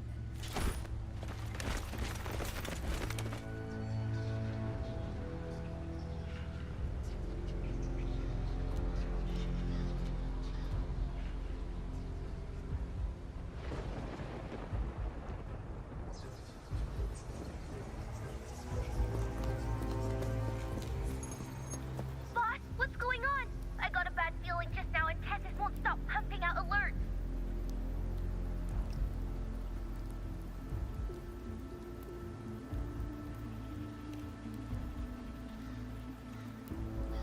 Uh-huh. Figures. That area you're in has buried many warriors. For the Sovereign, it's like having a free buffet. And sure enough, you blink, and it's already swallowed up all the surrounding frequencies. Now it's a real nightmare. That said, the situation's bad, no doubt, but we're not out of moves yet. The dark tide isn't spreading at full speed. If we act fast and find the Sovereign's weak spot, we might just pull a miracle for Renacita.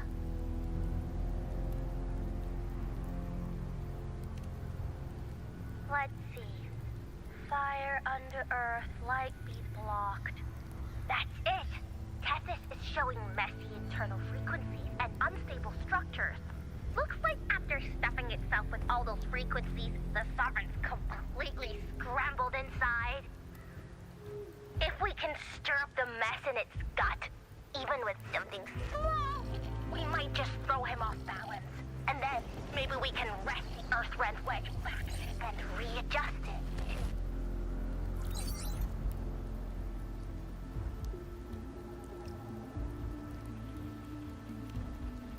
Terrible timing.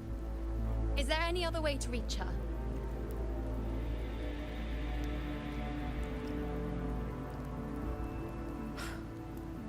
It's the dark tide. The entire frequency range is under its control. In other words, we're completely cut off here. How vexing. The dark tide's inside. If we feed that monster something else. Right! The Anchor Stone. You're suggesting we let the Sovereign absorb the Anchor Stone. If it works, it could suppress it from the inside. Very sharp. But before we act, there are two things we need to prepare. First, we need to get the Sovereign to open up and swallow the Anchor Stone like a good boy. That will be on you and Augusta, Rover. Second, the Dark Tide itself must be stabilized to keep the Sovereign nice and solid. My job, naturally. No one else is fit for the task. No. The Sovereign is far stronger than before. And you've only just recovered. There's no way you can take on that much resonance energy at once. I'm not made of glass, Augusta. I am Yuno, the most gifted priestess Septimon has seen in generations. If anyone can hold back the Dark Tide, it's me. And I'm not going to fall on you that easily. Besides, the sacred flames already showed me my end. In the warmth of spring, surrounded by white flowers, with gentle eyes watching over me. But that day is still far from today. At worst, I'll just need more time to recover. Everything's going to be all right. I promise.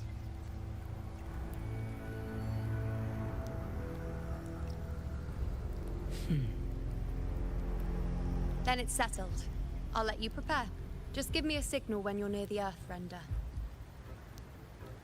I won't be able to hold the Sovereign's form for long, so make the most of that window.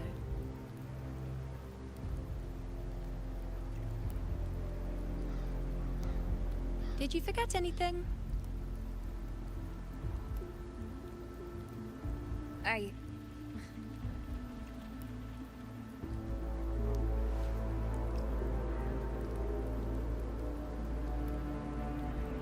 Useful, isn't it? Keep it close. No matter where you go, a part of me goes with you. Got it?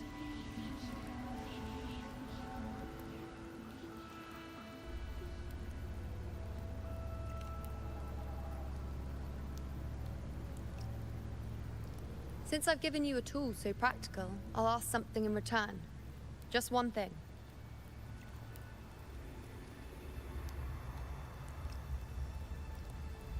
Promise me you'll stay by Augusta's side and face whatever destiny sets upon you, together. This isn't a command or a suggestion, it's a personal request. Only you can do this. You know. I think I understand what the unknowable void in your fate really means. It's not nothingness, Rover. All along, it's represented a future that can't be defined by anything but your own will.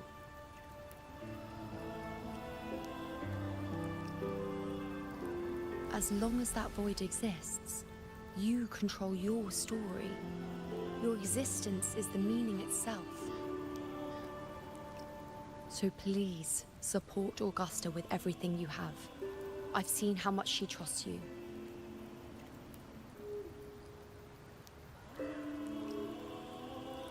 So trust her in return. No matter what happens, you are not to doubt her in the slightest.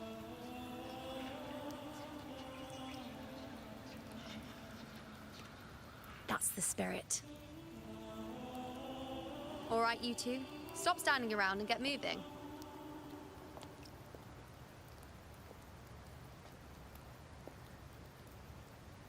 The sooner you settle this, the sooner I get to leave this boring place.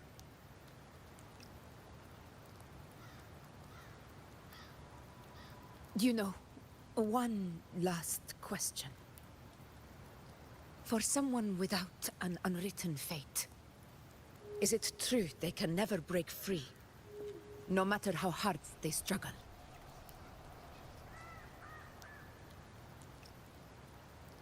I don't know.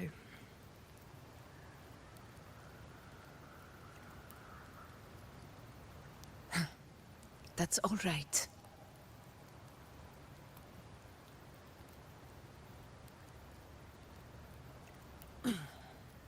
Let's go, Rover.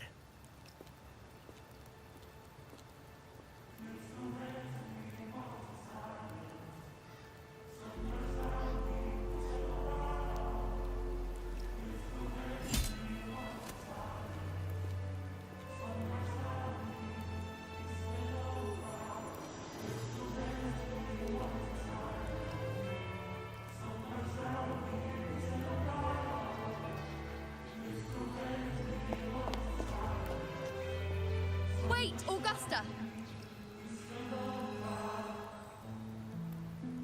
I've been thinking. Our final fate might already be written, but how we walk that path is up to us. We as humans are meant to carve our own way forward.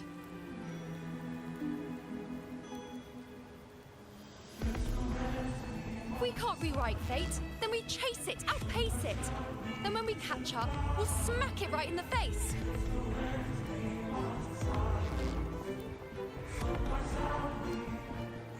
Don't forget what you once said. A ruler assumes their place by accomplishing the impossible for their subjects.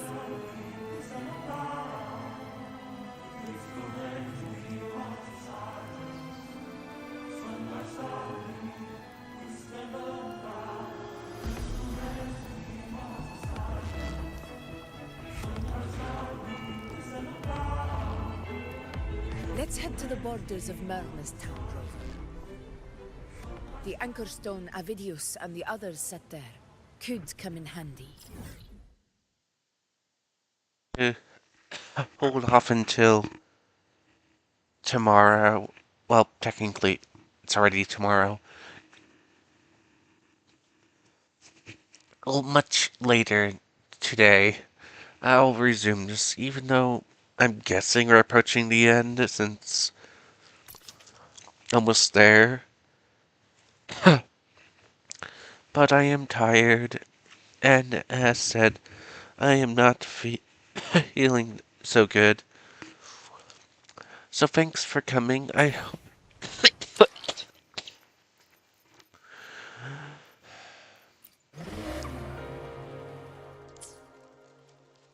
you'll had a pleasant time. Please